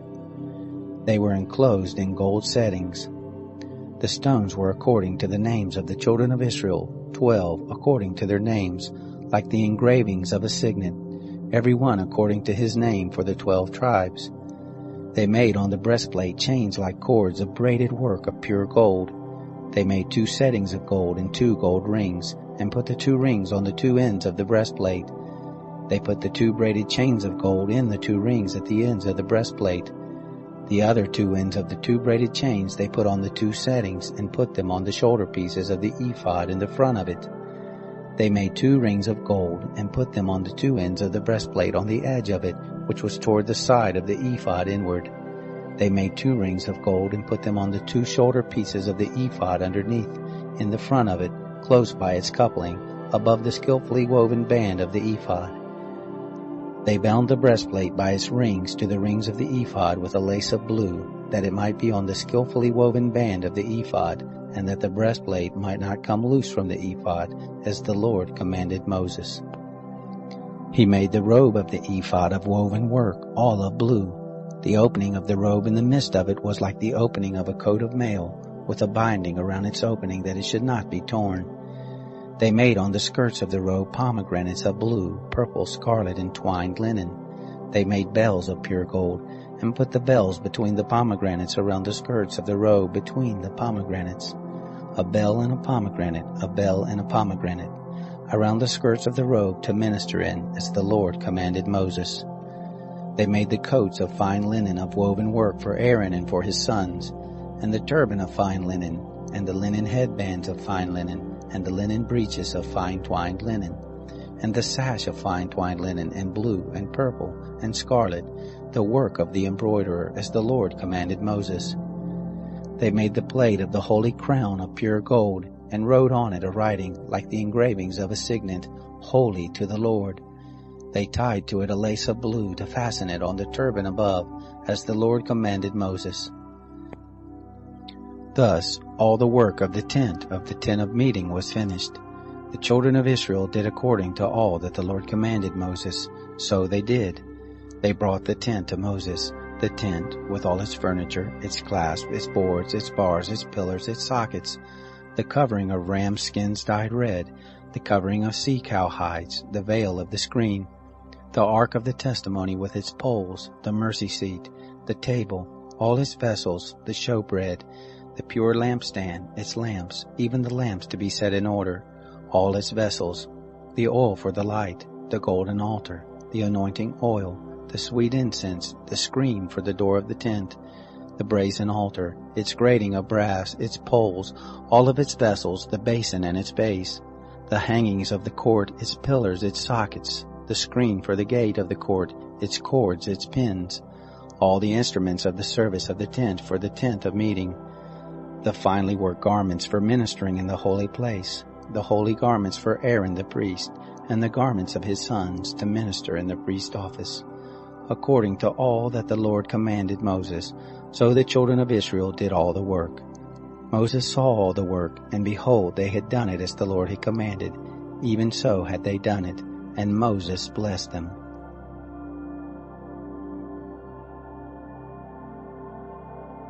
Chapter 40. The Lord spoke to Moses, saying, On the first day of the first month you shall raise up the tent of the tent of meeting. You shall put the ark of the testimony in it, and you shall screen the ark with the veil. You shall bring in the table, and set in order the things that are on it. You shall bring in the lampstand, and light the lamps of it. You shall set the golden altar for incense before the ark of the testimony, and put the screen of the door to the tent. You shall set the altar of burnt offering before the door of the tent of meeting. You shall set the basin between the tent of meeting and the altar, and shall put water therein. You shall set up the court around it, and hang up the screen of the gate of the court. You shall take the anointing oil and anoint the tent, and all that is in it, and shall make it holy, and all its furniture, and it will be holy. You shall anoint the altar of burnt offering with all its vessels, and sanctify the altar, and the altar will be most holy. You shall anoint the basin and its base, and sanctify it. You shall bring Aaron and his sons to the door of the tent of meeting, and shall wash them with water. You shall put on Aaron the holy garments, and you shall anoint him and sanctify him, that he may minister to me in the priest's office. You shall bring his sons and put coats on them.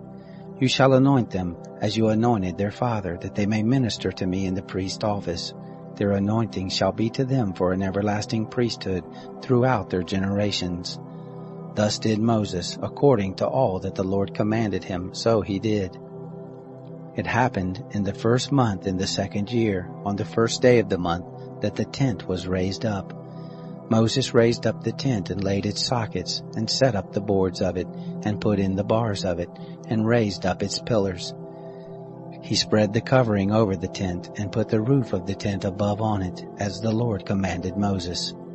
He took and put the testimony into the ark, and set the poles on the ark, and put the mercy seat above on the ark. He brought the ark into the tent, and set up the veil of the screen, and screened the ark of the testimony as the Lord commanded Moses. He put the table in the tent of meeting on the side of the tent northward outside of the veil. He set the bread in order on it before the Lord, as the Lord commanded Moses.